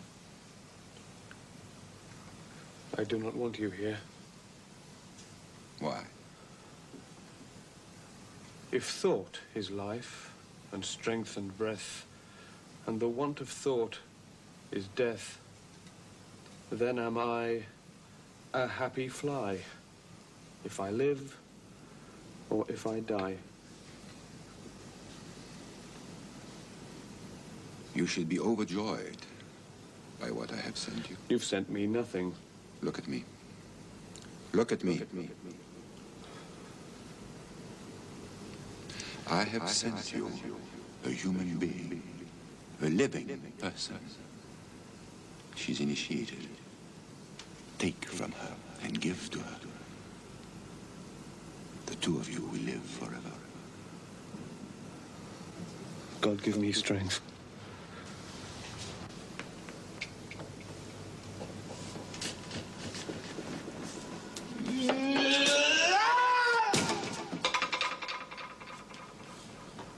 He has previously shown the same growing excitement as, for example, when he asked for a kitten.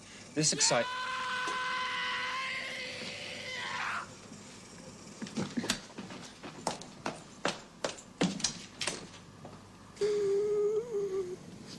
I would not send her soul to purgatory. Whose?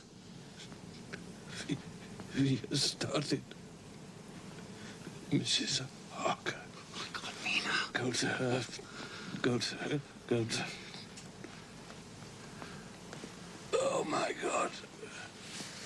Take my soul to your bosom.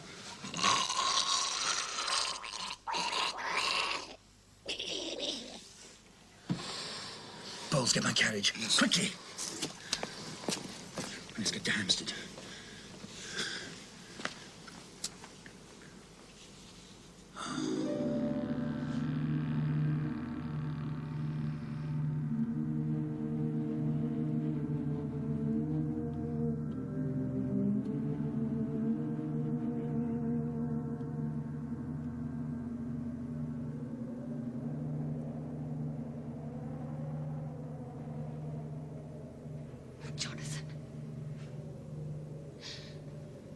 Jonathan!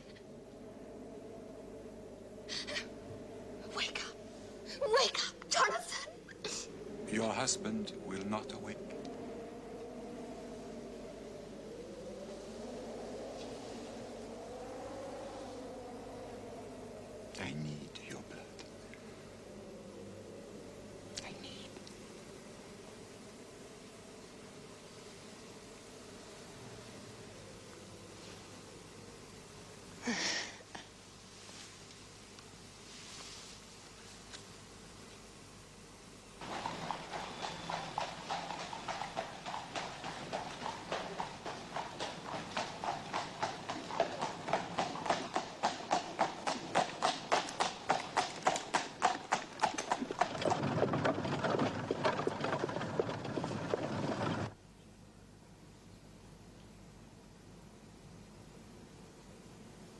Please, please, do not help these men to fight against me. They're superstitious fools. They've been losing for 2,000 years. Do you know the significance of the kiss? You are nourishment to me, blood of my blood, flesh of my flesh. My beautiful wine press. We shall cross land and sea together. Land and sea.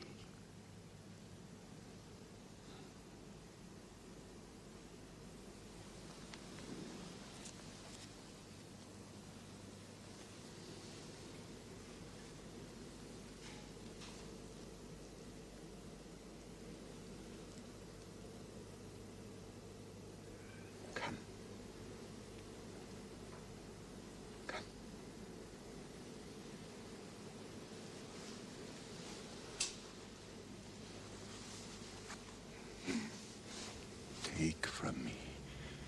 Take. Drink. Drink. Drink. Life. Life. Drink. Drink. Drink. Drink.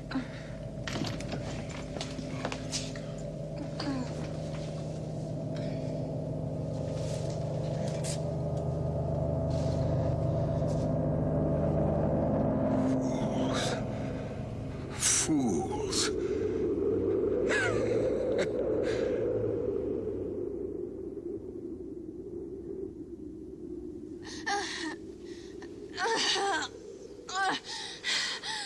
What's the matter? Jonathan! No! I'm clean. What's happened? I'm clean. I'm clean. Professor, what are you doing in here? John! The Count has been here.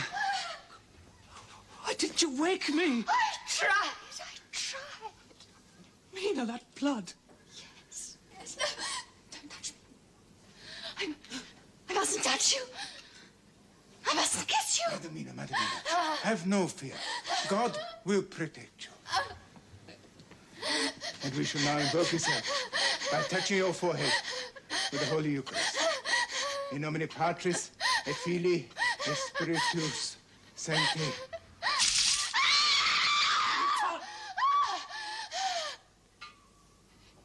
Unclean. Even the Almighty shuns me.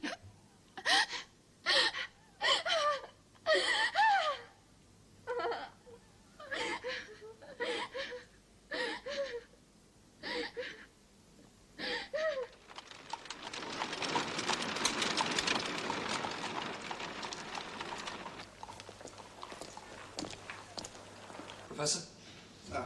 Thank you. My books tell me that he was an extraordinary man. Soldier, cunning statesman. No branch of study was too difficult for him. And the power of his brain has survived his death. In nomine Patri, et Filii, et Spiritus Sancti. Amen. But he shall not escape. We shall corner him, and we shall drive the stake through his heart. I pray God that I may do the deed. God will act in his own way, and in his own time.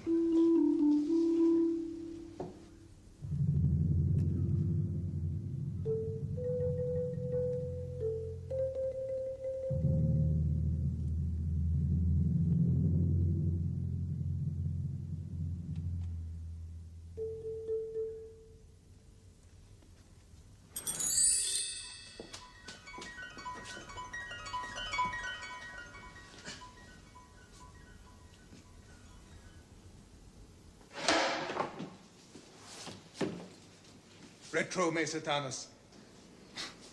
Yes, it always sounds more convincing in Latin, Professor, doesn't it? You give an order to retreat. We guard ourselves from your touch. Using a cross as a talisman. An instrument of torture and humiliation. A symbol of trouble and trial by which our Christian faith is tested. You seek to destroy me. Why? Because of what you are and what you've done. We must survive.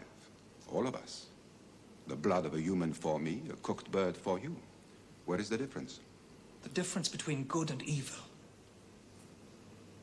I am bound to this earth. I make it my domain. You will die in a miserable, allotted span. I have centuries before me. Why in God's name did you ever leave your castle? We must recruit disciples, just as your leader has done. You shall not capture any more souls. Souls? There is no blood to drink from souls, if there be such things. We are pledged to rid the world of you. It will not be easy. I do not die like the bee when I sting once. I become stronger. Vampires are nourishment to one another. Beautiful, fundamental nourishment. And your wife, Mr. Harker, is mine already.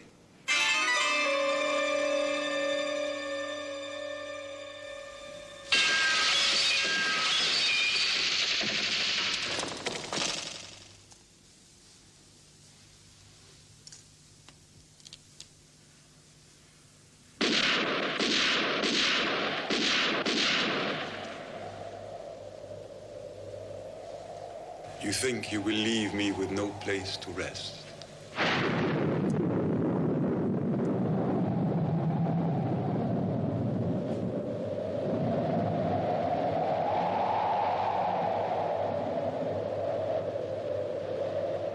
I know that you must fight, but it must not be a fight of hate. That poor soul who's brought about all this misery is the saddest one of all. Mina, how can you say such things? If I could send his soul to burning hell forever, I would do it. Hush, Jonathan. You must be pitiful to him, just as someday you may have to be pitiful to me. Also, I believe the Count can somehow force me to tell him what I know and be in league against you. I don't believe that. No? Do you think that I don't look at myself in the mirror? Oh, dearest, don't. Yes, we must face facts, however unpleasant.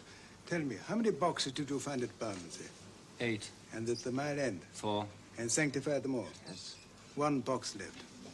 Madam Mina, you are the wisest of us all. So tell us, where do you think the last box is? There's only one place he'd feel really safe.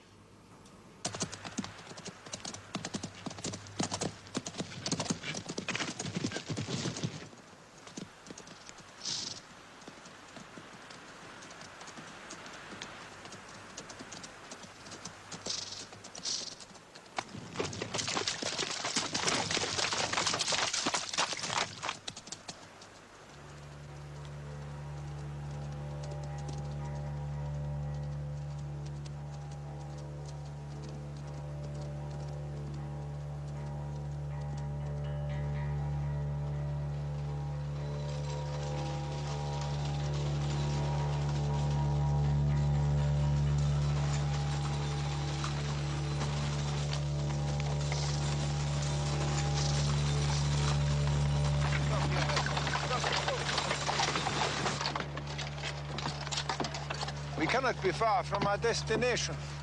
We will take the shortcut. Come on.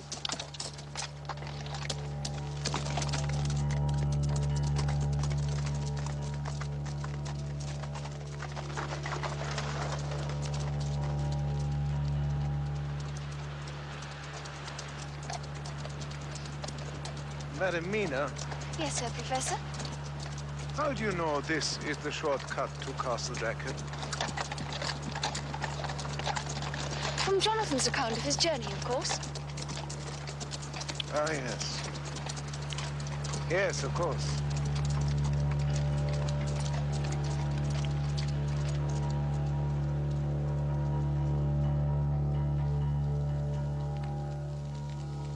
Your meal is ready, Herr Professor. Good.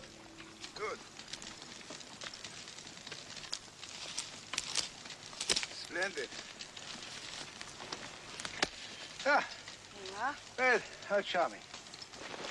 Thank you. Oh. And yours, my dear little chef? No.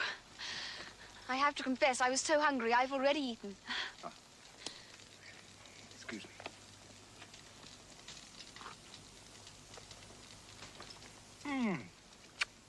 Perfect.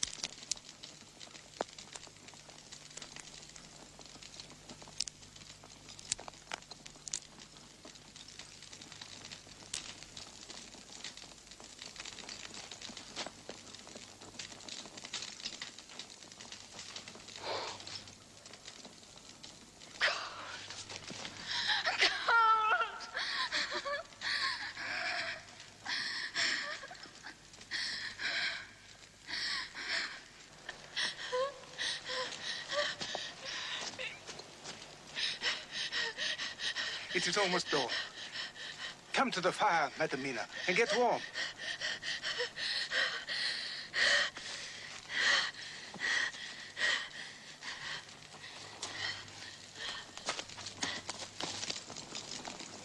Come along. Come along. I cannot.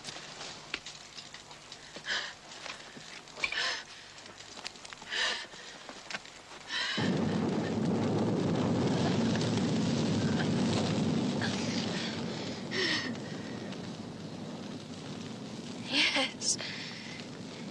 You are safe here. It is for you, I fear. For me. None safer from them than me.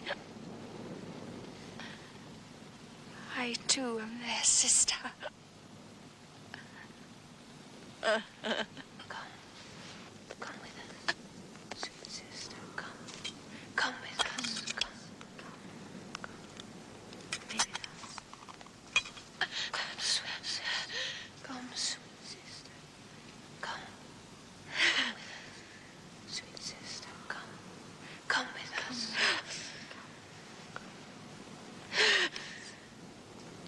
Come, sweet sister. Come.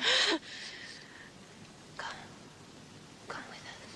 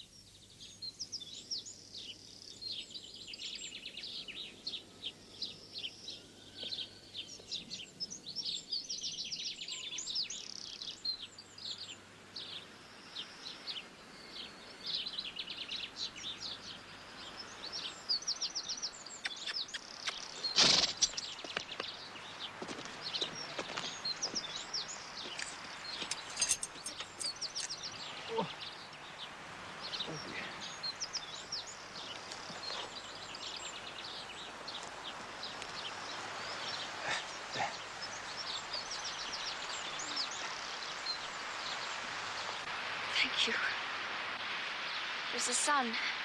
Yes. Thanks be to God. Now you can safely sleep, Madam Mina. Until the sun sinks again. Where are you going now, Professor? I have work to do at the castle.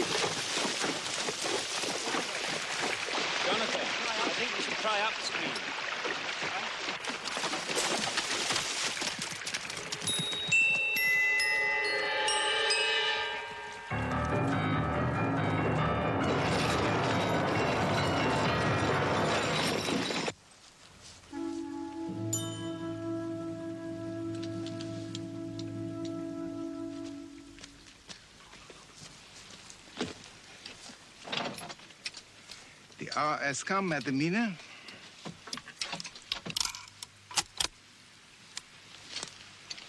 Are you afraid? No, of course not. I'm in your hands. We are both of us in God's hands.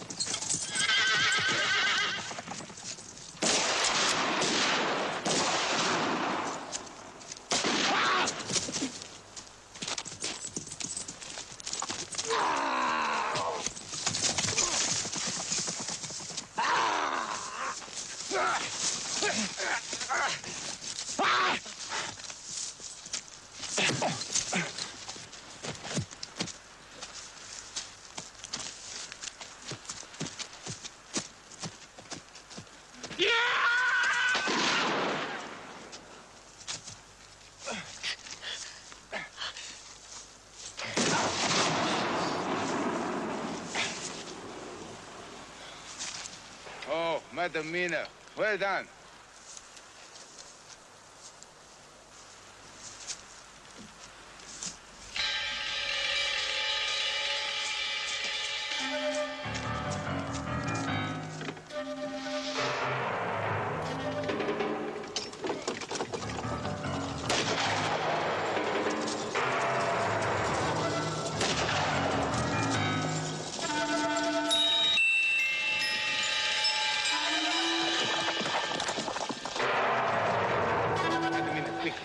Quickly, come.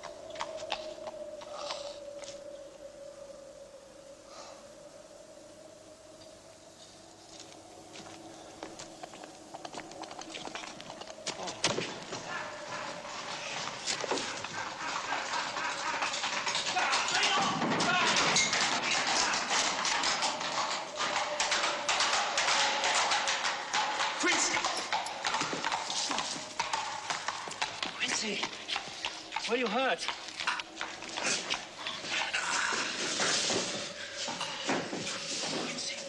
Lie down. Lie down. Come on.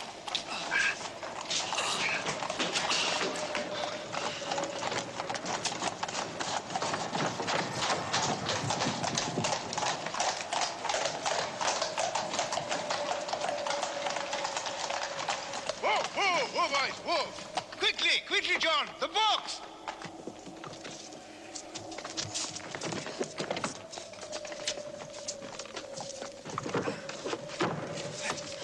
Quickly, the sun has but one more flicker and it will be gone.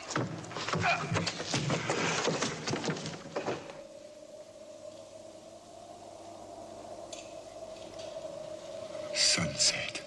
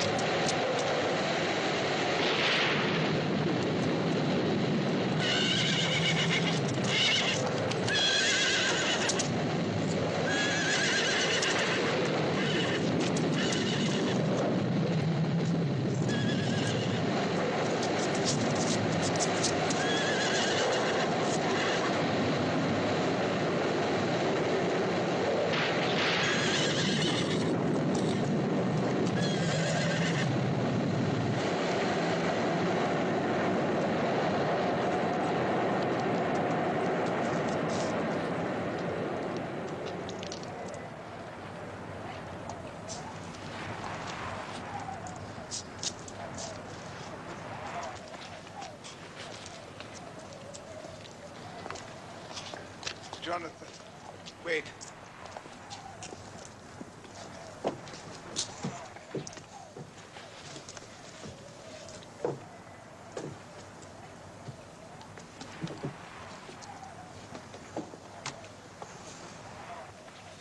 Dust to dust, ashes to ashes.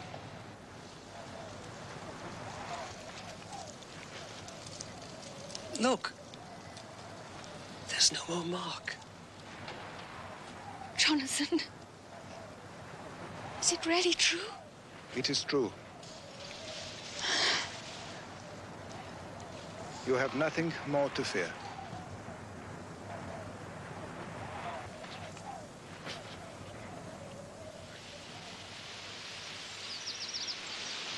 thank you, God, for protecting us and for all your mercies and for choosing us to be your instruments for good. Amen. Amen.